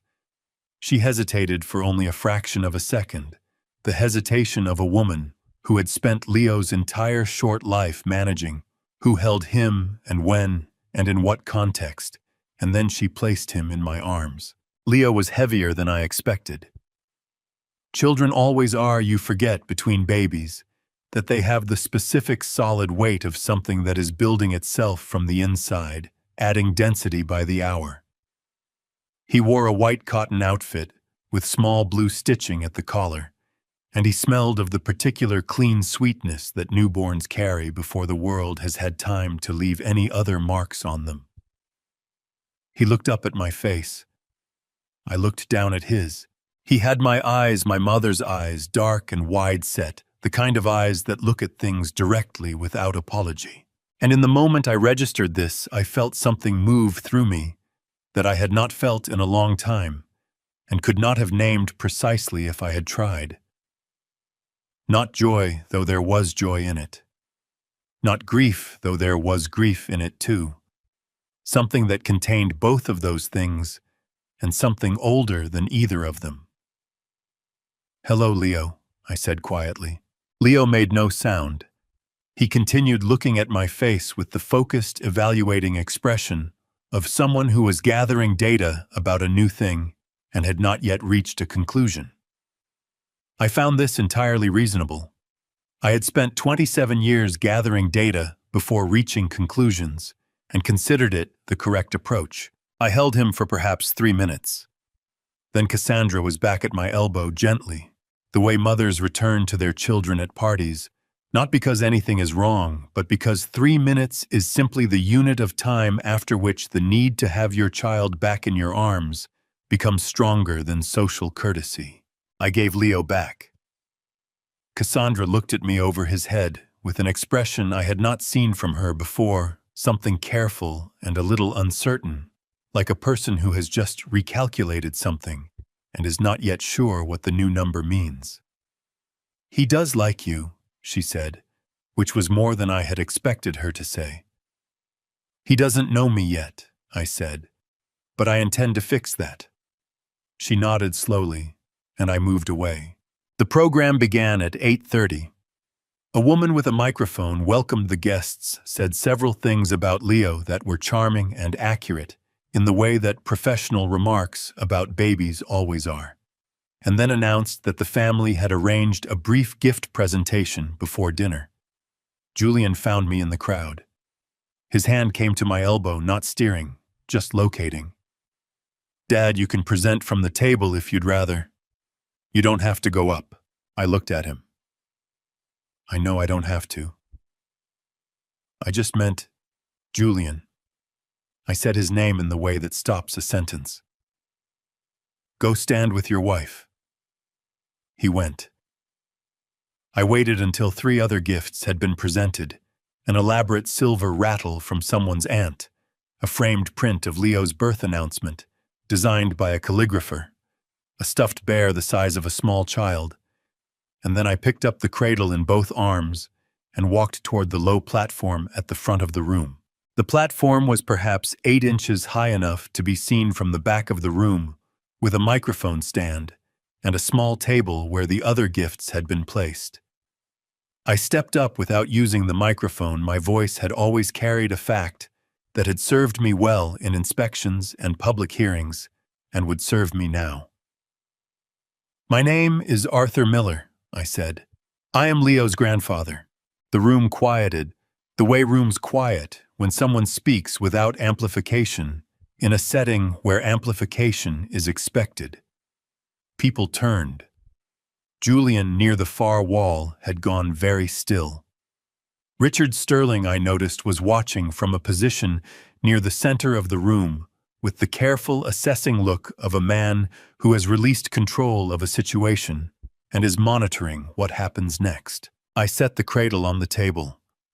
I pulled the moving blanket away from it, and the white oak and pine caught the chandelier light, the way good wood catches light, not shining, but glowing, something lit from within rather than from without. "I made this for my grandson," I said. "White oak frame, pine body, hand-cut joinery. It will outlast every other piece of furniture in this room." I paused. "I came here tonight to give Leo this cradle. That is the only reason I am standing here." I stepped down from the platform. The room was very quiet, not the uncomfortable quiet of a moment gone wrong, but the particular quiet of a room that has just encountered something it was not prepared for and needs a moment to absorb it. Then, in the far left corner beneath the string quartet's position, Marcus Webb set down his drink and stood up. The guests nearest him glanced over. A few people shifted to see. Marcus was not a small man, and he was not moving hesitantly. He was moving with the deliberate, unhurried purpose of someone who has decided to do something difficult and has decided to do it properly. He walked across the room toward me, and the crowd parted for him, in the instinctive way crowds part for people who are moving with that kind of intention. He stopped 3 feet in front of me. My heart did not accelerate. My hands did not move. I looked at Marcus Webb across those 3 feet and waited for whatever was coming, the way I had always waited for whatever was coming, with my feet flat on the floor and my eyes open, and no particular plan beyond staying exactly where I was.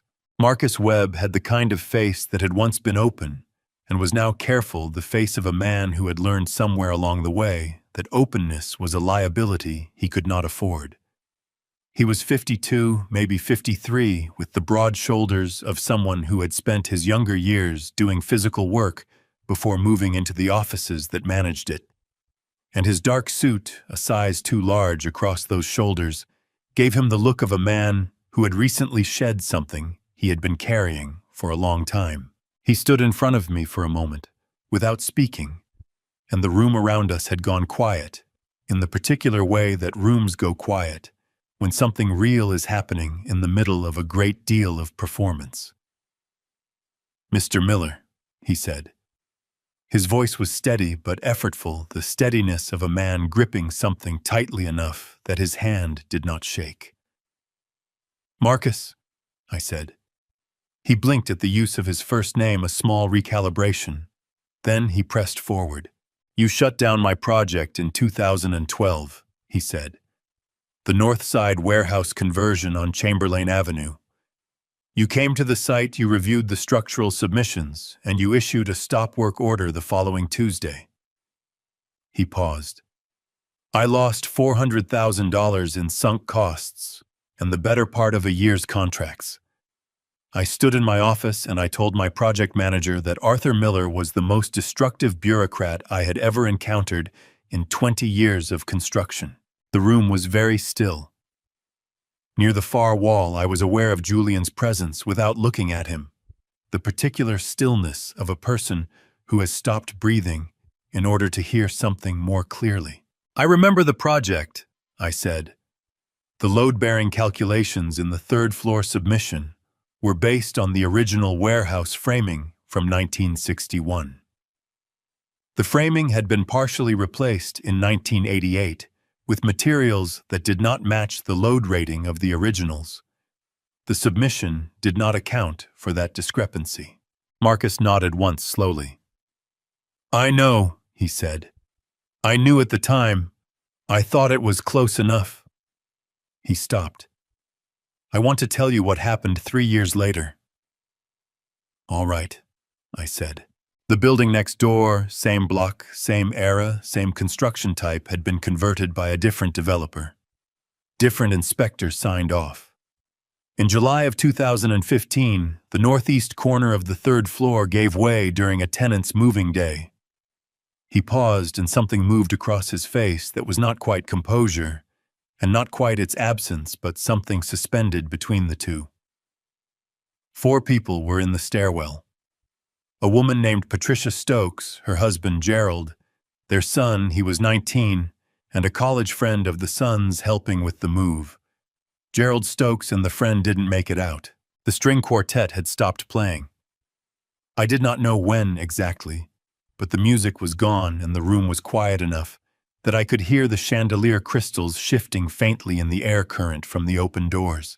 "The building that killed Gerald Stokes," Marcus said, "had the same structural discrepancy mine had. Same era, same partial replacement, same unaccounted load differential. The inspector who approved it retired 2 years before the collapse." He looked at me directly, and his jaw was working in the way jaws work when a man is holding something in place by main effort. "You shut me down because the numbers were wrong. I spent 3 years hating you for it. Then I spent the next 6 understanding that you saved my family from being the ones responsible for those stairs." His voice cracked on the last word. Not dramatically, just the small, structural failure of a man who has said a hard thing out loud for the first time in a room full of people and has not entirely prepared for what that costs. "I have a daughter," Marcus said. "She's 24 now. She started at my firm last year." He stopped, steadied. "I would like her to be able to look at the buildings her father built and not see what I almost built." He extended his hand. "I've owed you this for 11 years. I'm sorry it took me this long to find the right room to say it in." I shook his hand. I held it for a moment longer than a handshake strictly requires, because some things need more time than courtesy allocates, and Marcus Webb had just given me something that I had not known I needed and could not have asked for. "You didn't owe me anything," I said. "You owed it to the numbers. I just happened to be the one reading them." He nodded, and something in his face released not all the way, not the complete loosening of a burden set down, but the particular easing of a man who has done the thing he came to do and can now breathe at a normal depth again. He returned to his table. The room held its quiet for another moment, the way rooms hold a breath after something has been said that changes the air. And then the conversation resumed around me in a different key, lower, more thoughtful. The social register of people who have just witnessed something they had not expected and are not quite sure where to put it. Julian was staring at me from across the room. His mouth was slightly open. He looked like a man who had just watched someone he thought he knew walk into a room he had not known existed. I let him stare. I turned and accepted a glass of water from a passing server and drank half of it and looked at the white oak cradle on the presentation table where it sat among the silver rattles and calligrapher prints and oversized stuffed bears with the particular authority of something that did not need company to know what it was. Richard Sterling appeared at my left shoulder. He did it smoothly, the practiced materializing of a man who had spent 60 years learning to enter conversations without appearing to have entered them. He had a glass of something amber in his right hand and a cream-colored envelope in his left, and he set the envelope on the table beside me with the casual gesture of someone setting down a coaster. "Remarkable man, Webb," Richard said, as though we had been in the middle of a conversation. "Known him for years. Good contractor when he's managed properly." I looked at the envelope.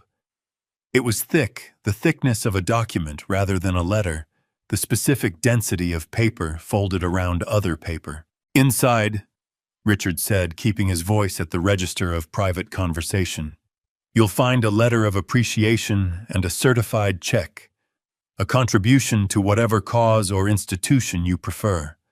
No strings, no expectations." He lifted his glass slightly. "Call it gratitude from a family that got off on the wrong foot." I picked up the envelope. I turned it over once in my hands, feeling its weight, feeling the contents shift slightly inside. Then I set it back on the table and pushed it gently but completely back toward Richard. "I don't take envelopes," I said. "I never have. That's not a position that's changed." Richard's jaw tightened, a single contraction quickly controlled. "Arthur, Mr. Sterling." I said it without hostility, which was important. Hostility would have given him something to push against. "I came to this party to give my grandson a cradle. That is the entirety of what I came to do. If your family would like a different relationship with me going forward, I am open to that conversation. But it will not begin with an envelope." He looked at me for a long moment. Richard Sterling was not a man who was looked at the way I was looking at him, directly, without deference, without the small social accommodations that wealth and position had trained most people to make automatically in his presence. I watched him recalibrate the internal adjustment of a man encountering resistance in a place he had not expected to find it. He picked up the envelope. He put it in his inside jacket pocket. He took a drink from his glass. "Fair enough," he said finally, which I thought was probably the most honest thing Richard Sterling had said to anyone in quite some time. He moved away into the crowd, and I watched him go, and then I turned back to the room and to the cradle on the table and to the particular work of the next hour, whatever it turned out to be. Across the room, Julian had closed his mouth. He was watching me with an expression I did not have a name for, not pride, not shame, something between the two that had not yet decided which direction it was falling. I picked up my water glass and waited. Before I reveal how I looked my son in the eye and laid down the ultimate truth. Comment, "Still here, so I know you're standing with me." And please note, the following chapter contains some dramatized elements that may not be entirely factual. If you prefer not to listen to a fictionalized account, feel free to turn off the video right now. Julian came to me 20 minutes after Richard walked away.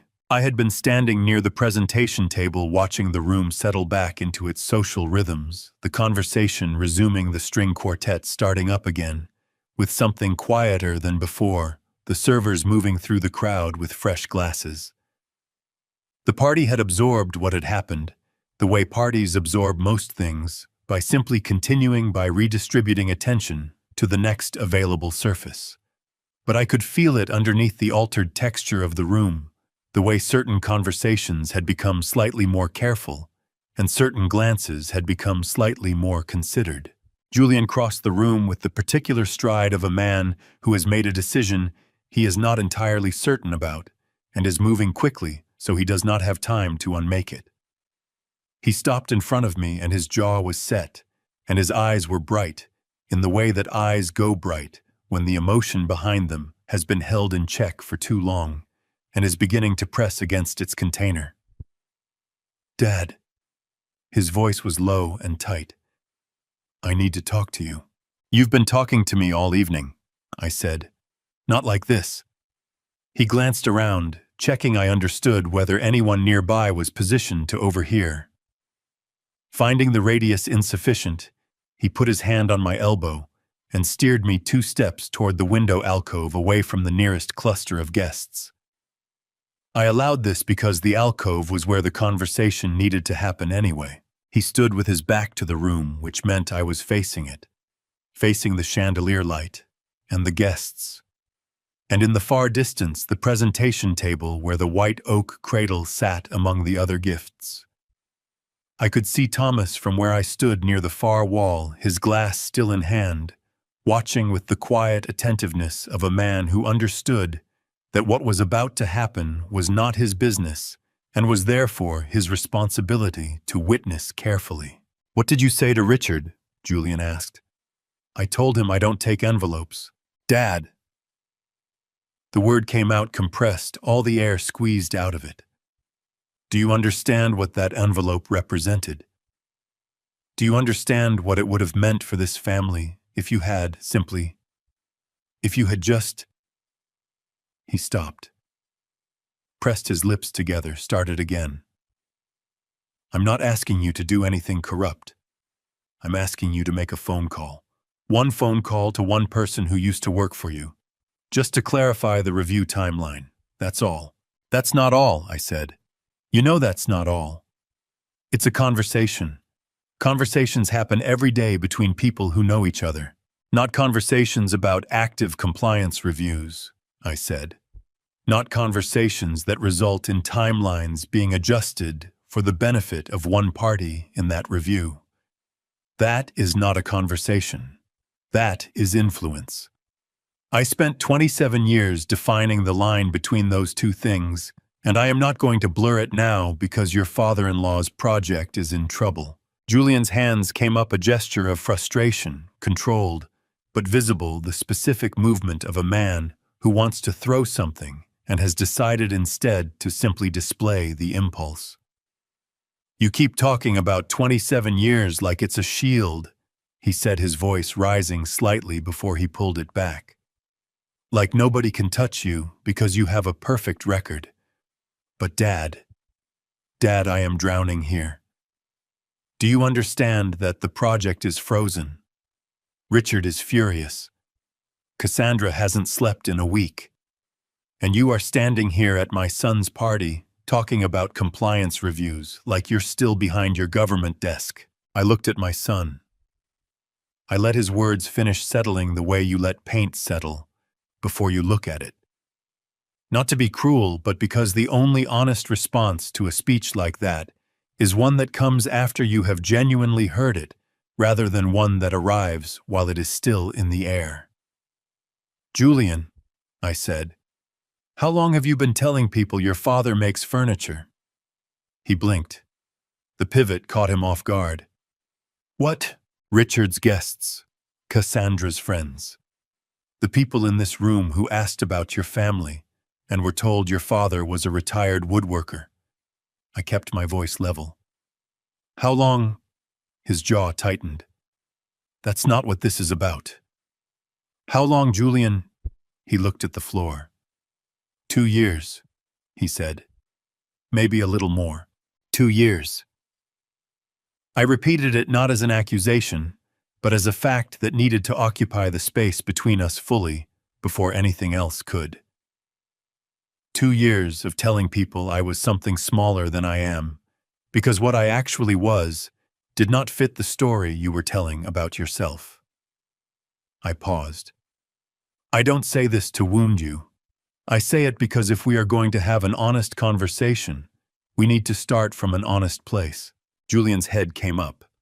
His eyes were bright and wet at the rims, now not from frustration, but from something rawer than frustration, something that had been sitting underneath the frustration all evening and had just found its way to the surface. His voice, when he spoke, had lost its tightness. What was left was something younger and more exposed. I know, he said. I know what I did. I've known the whole time. Then you know I can't make that phone call, I said. Not because of my record, because of yours. Because the moment I pick up that phone, I become the version of your father that you invented, the one you pull out when he's useful and put away when he's not. And I will not be that. Not for Richard Sterling, not for you, not for anyone. Julian opened his mouth, closed it. His throat moved. Dad, I have one more thing to say. I told him, and then I am going to find Thomas, and we are going to say goodnight to Leo together, and we are going to leave. So listen carefully, because I am only going to say it once. He listened. The night you sent me that text message, the one telling me not to come to my own grandson's celebration, because I would embarrass you. I sat in my workshop until 4 a.m. I did not call you. I did not drive to your house. I did not make a scene. I sent you a voicemail that said I understood, and I wished Leo a good day. I held his gaze without flinching, and without any particular heat, because what I was saying did not require heat. It required only accuracy. From the moment I sent that voicemail, I have not had a son named Julian. What I have had is a situation involving a person I used to know very well, and I have been managing that situation as carefully as I know how. The words landed. I watched them land, watched Julian's face do the thing that faces do when they receive something true and painful simultaneously, the slight collapse around the eyes, the jaw tightening and then releasing, the particular stillness of a person absorbing a blow they knew was coming, but had not known the exact shape of until it arrived. He did not argue. He did not deflect.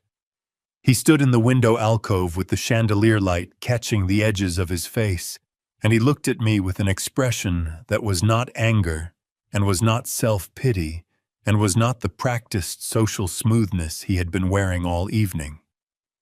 It was grief, plain and uncomplicated. The grief of a man who has just heard the exact cost of something he chose, stated without embellishment, by the person who paid it. I don't know how to fix this, he said finally. His voice was barely above a whisper. No, I agreed. You don't. Not tonight. I straightened my jacket. I looked across the room at Thomas, who met my eyes and set his glass down on the nearest surface with the quiet efficiency of a man who has been waiting for exactly this signal. Good night, Julian, I said. I walked away from my son and across the width of the room past the string quartet and the flower arrangements and the 80 guests who had come to celebrate a baby and witnessed something else entirely. And I did not look back. Thomas fell into step beside me as I reached the presentation table. I stopped long enough to lay one hand on the white oak cradle, the curved rail smooth and solid under my palm, and then I picked up the moving blanket from beneath the table and tucked it under my arm. Ready? Thomas said. Yes, I said. We walked out together through the wide entrance hall, past the marble floors and the pedestal flowers, and out through the propped open doors into the cool March night, and the sound of the party faded behind us as we crossed the portico and started down the long gravel path toward the parking field. Above us, the Virginia sky was clear and very dark, with the particular density of a sky that has no city light close enough to soften it, and the stars were out, in the way that stars are out in the country, not decorative, not atmospheric, just present, enormous and indifferent, and entirely without opinion about anything that had just happened inside that house. I breathed the cold air and kept walking. 3 days after the party, Thomas called me at 7 in the morning while I was on my second cup of coffee and my first hour of work on a rocking chair, commissioned by a retired school teacher in Staunton. "It's done," he said. I set down my coffee. "Walk me through it." "The department issued the formal stop work order yesterday afternoon. I signed it myself. He paused. "The documentation your former colleagues provided was thorough. The structural deficiencies in the North Side expansion go back further than the current submission. There are compliance gaps in the foundation work from the original permit, 2018. It was always going to come apart. We just now have the complete picture." Anyone push back?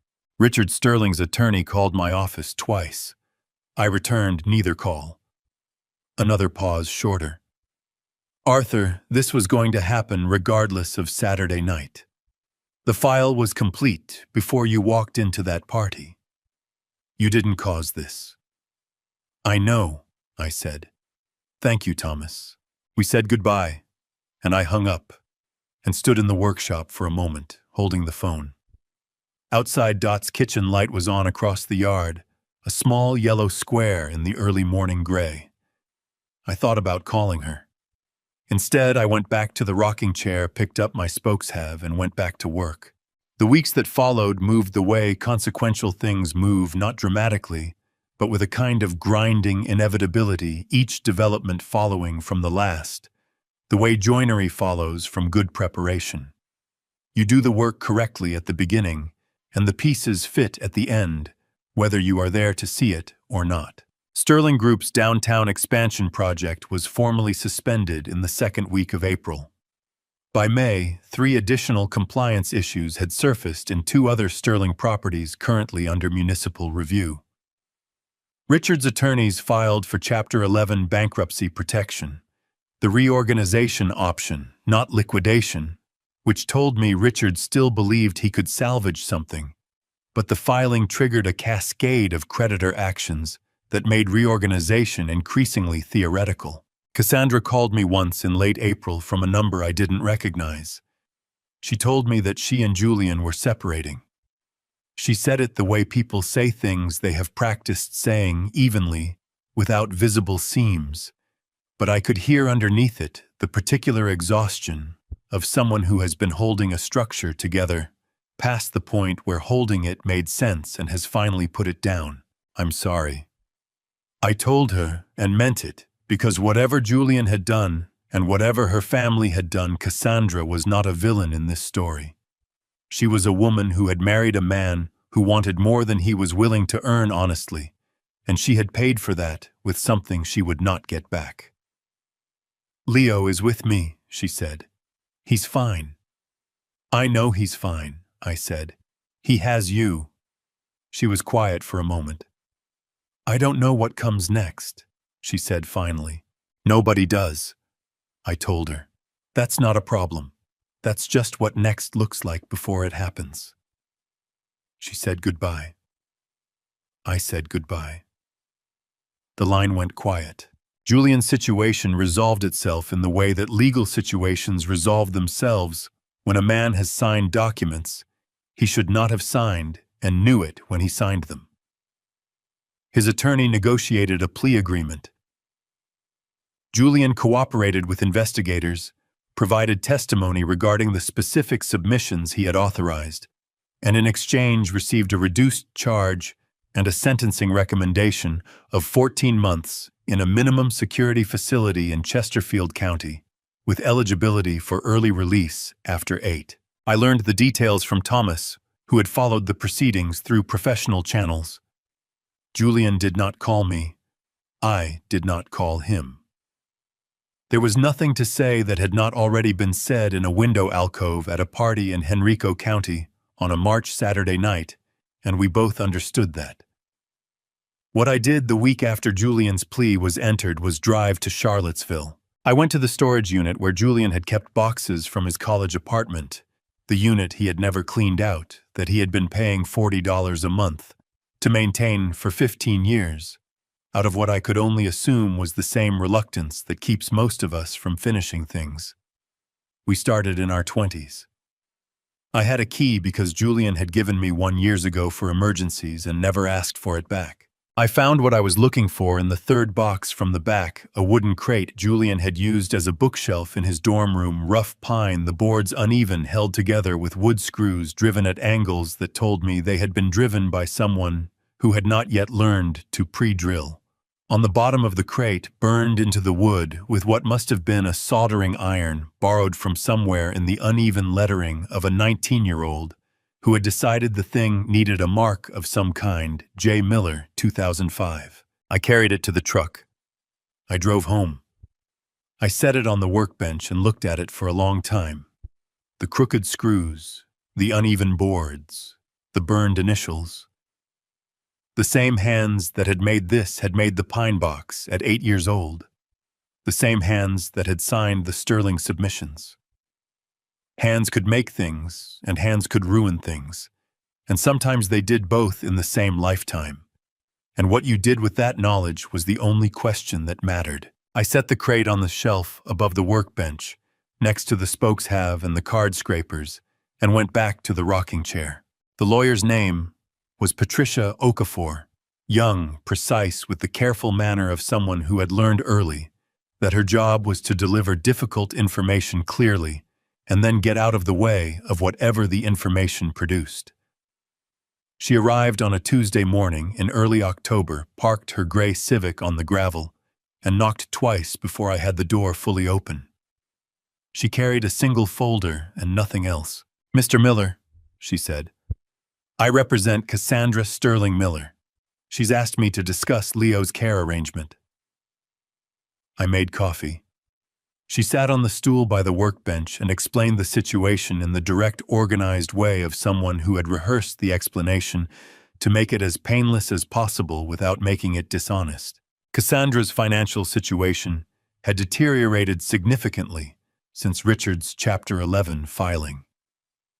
Her personal assets had been partially encumbered by creditor actions connected to the Sterling Group collapse. She was restructuring, she was working. She was not without resources, but providing the level of stability that Leo needed while managing what she was managing had become, in her attorney's careful language, a coordination challenge she was not currently equipped to resolve alone. She wanted Arthur to take Leo, not permanently, not yet, not with that word, but under a temporary guardianship arrangement that Cassandra would voluntarily execute, transferring legal decision-making authority for Leo's day-to-day care to me while she stabilized her situation. Under Virginia law, a grandparent could petition for temporary guardianship when a parent voluntarily consented. The court would review the arrangement, assess the proposed guardian's fitness, and issue an order if satisfied. Patricia estimated 3 weeks from filing to approval, assuming no complications. "She chose you specifically," Patricia said over her coffee.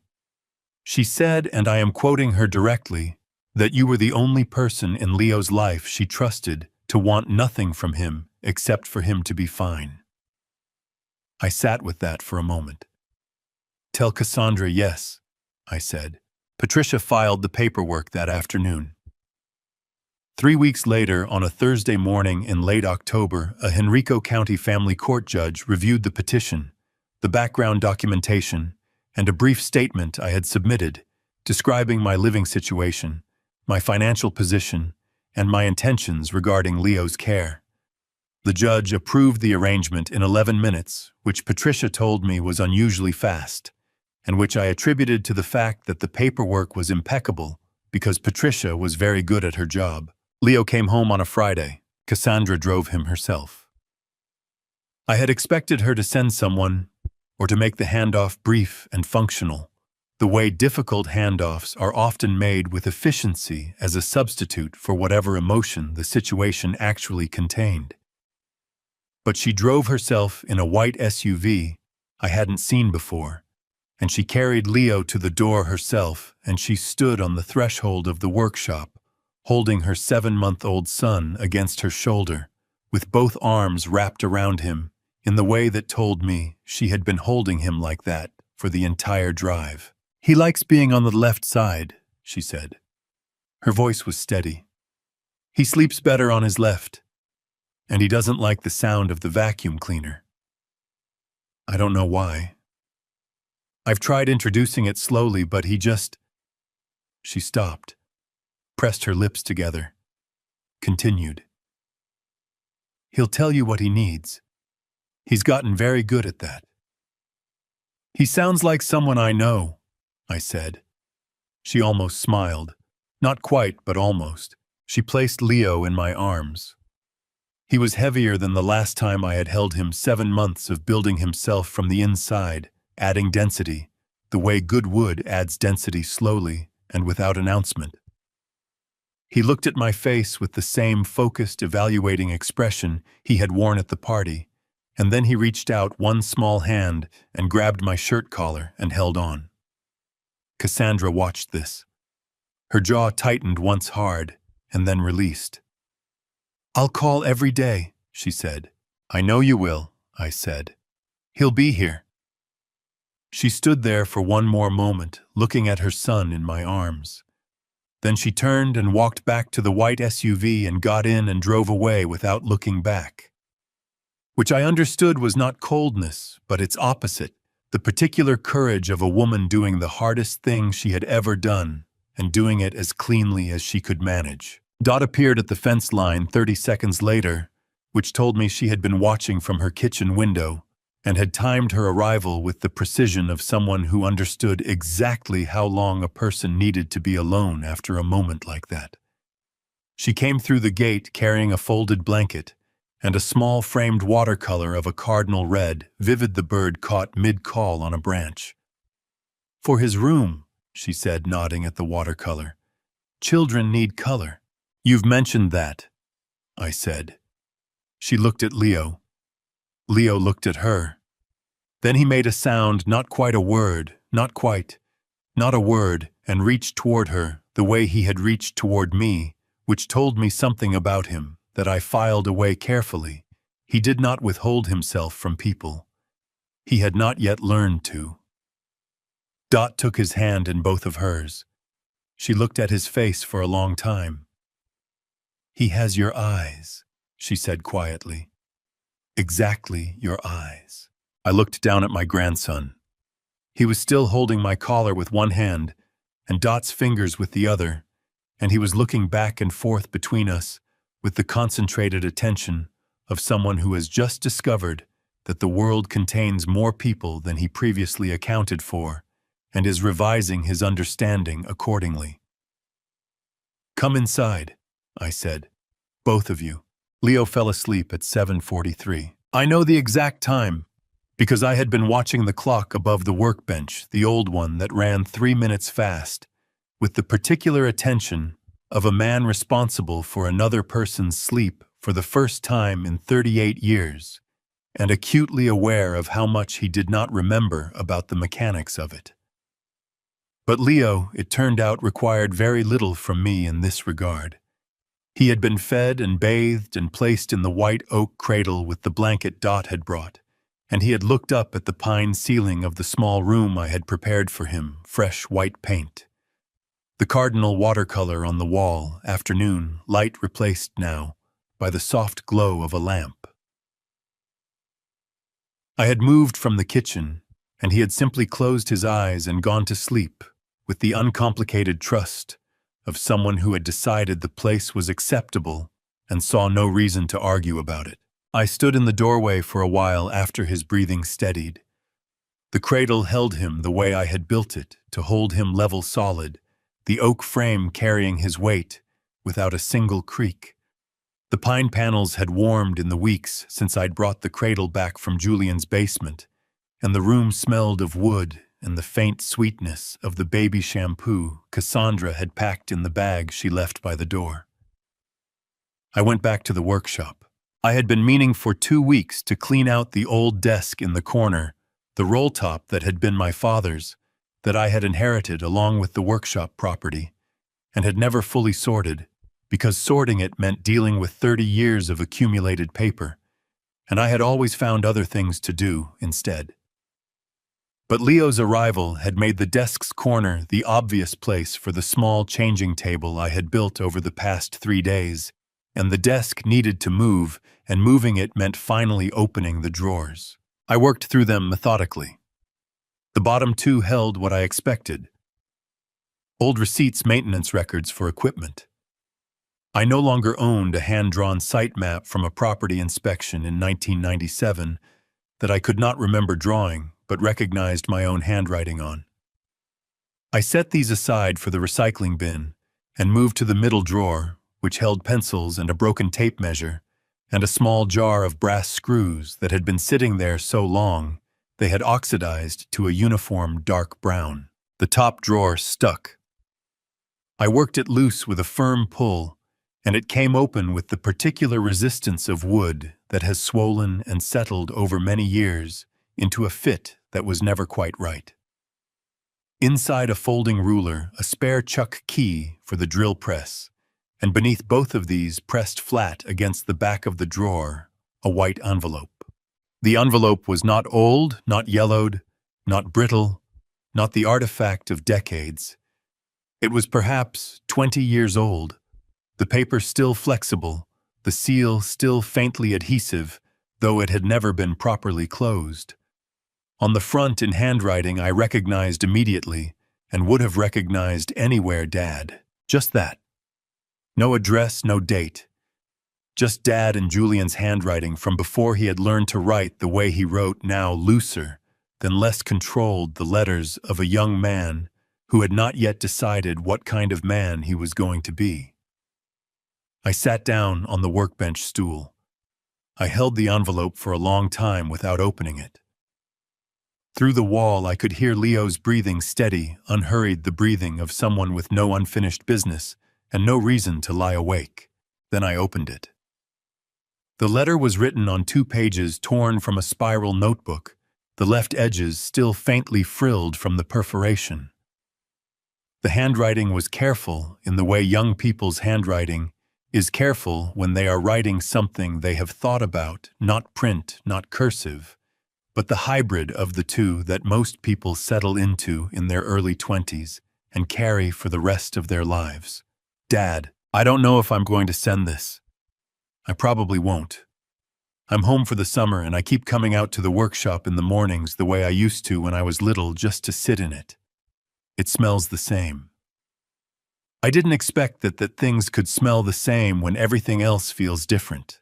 I've been thinking about what I want, not what I'm studying or what job I'll get. I know you don't worry about that stuff, and I think you're right not to. I mean what I actually want. The underneath part. I think the underneath part is this. I want to be someone you can point to. Not because of you, I know you'd never point to anyone. But I want to be the kind of person who deserves to be pointed to. I want to walk into a room and have it mean something. I'm not sure I know how to do that yet. I'm not sure the thing I'm studying gets me there. But I wanted to write it down somewhere, because writing it down makes it feel like a promise instead of just a thought. I'll figure it out, I think. I just wanted you to know I'm trying. Love, Julian. I read it twice. The second time more slowly than the first, the way you read something, when the first reading has told you that the words deserve more than one pass. From the room next door, Leo made a small sound, not distress, just the sound of a sleeping person, shifting, resettling, finding the next position. The cradle creaked once lightly and went quiet. I folded the letter along its original creases and held it in both hands. I carried the letter into Leo's room. The lamp was low and warm. Leo was on his left side, one small fist curled near his chin, his breathing the slow and absolute breathing of someone with no unfinished business. The white oak cradle held him without a sound, I lifted the edge of Dot's blanket, soft, worn at the corners, the way things get when they have been genuinely used, and placed the folded letter underneath it, at the foot of the cradle, where the pine panels curved upward, and the wood was warmest from his body heat. I was not forgiving Julian. Forgiveness is not a moment. It is a direction. You do not arrive at it. You simply keep moving toward it one day at a time, and the only thing that matters is that you have not stopped moving. What I was doing was simpler. I was giving Leo the letter because he deserved to know that his father at 20 had wanted to be good. The letter had never truly been addressed to me. It belonged here now, in the place where his grandfather had tried to give him the safest possible beginning. I tucked the blanket back. Leo did not stir. The weeks that followed were the simplest I had known in years. Leo woke at 6, and I woke with him. We sat in the workshop in the early mornings, his milk warming on the stove, mine black while I worked, and he watched from his bouncing chair with the focused attention of someone filing things away for later. One evening in November, I was finishing the Staunton rocking chair, when Leo pulled himself to standing for the first time, gripping the workbench leg, and looked up at me with pure astonishment. "Well," I said, "there you go." He sat down hard on the concrete and looked at the ceiling, and then at me, and his face broke into the widest, most unguarded smile I had seen from another person in longer than I could measure. I set down the sandpaper. I picked him up. That night, after Leo was asleep, I went back to the workshop. I picked up the smoothing plane, the same one I had set down the morning I finished the cradle 9 months and a lifetime ago, and I went back to work. Not because anything needed finishing, because the work was there and my hands knew what to do with it, and sometimes that is enough. The workshop smelled of pine and linseed oil, and the faint warmth of a sleeping child coming through the wall. I worked until midnight. Then I set the plane down, turned off the bench light, and stood in the dark for a moment, listening. From the next room, Leo's breathing. Slow, even untroubled. The cradle did not creak. I had built it to last. It was lasting. I turned off the last light and went to bed. And for the first time in longer than I could measure, the house felt exactly the right size. I have thought a lot about what this story taught me. Not about justice, not about what I was owed, but about what happens when a man spends so long being invisible that the people closest to him forget he exists, and what happens when that invisibility suddenly ends. If I could say one thing to anyone watching this, don't do what I did. Don't spend decades swallowing your worth to keep the peace. Don't wait for a magazine cover to prove your value to someone who should have seen it all along. The people who truly love you shouldn't need evidence. I believe, and I say this, having lived long enough to mean it, that God doesn't waste a quiet life. Every year I spent in that workshop, every piece of wood I shaped every silent morning with my coffee and my tools was building something. I just didn't know yet what it was building toward. In the end, family justice isn't always loud. Sometimes it arrives slowly, the way good wood cures, without announcement, without drama, simply becoming what it was always meant to be. These revenge stories about family often end in fire. Mine ended with a child asleep in a cradle I built with my own hands. If this story stayed with you, leave a comment below. I'd love to know what you would have done differently. Share this with someone who needs to hear it, and subscribe so you never miss what comes next. Thank you for staying with me until the very end. Some stories ahead contain fictional elements created for the purpose of reflection and life lessons. If that's not for you, no hard feelings. Find what speaks to your heart instead.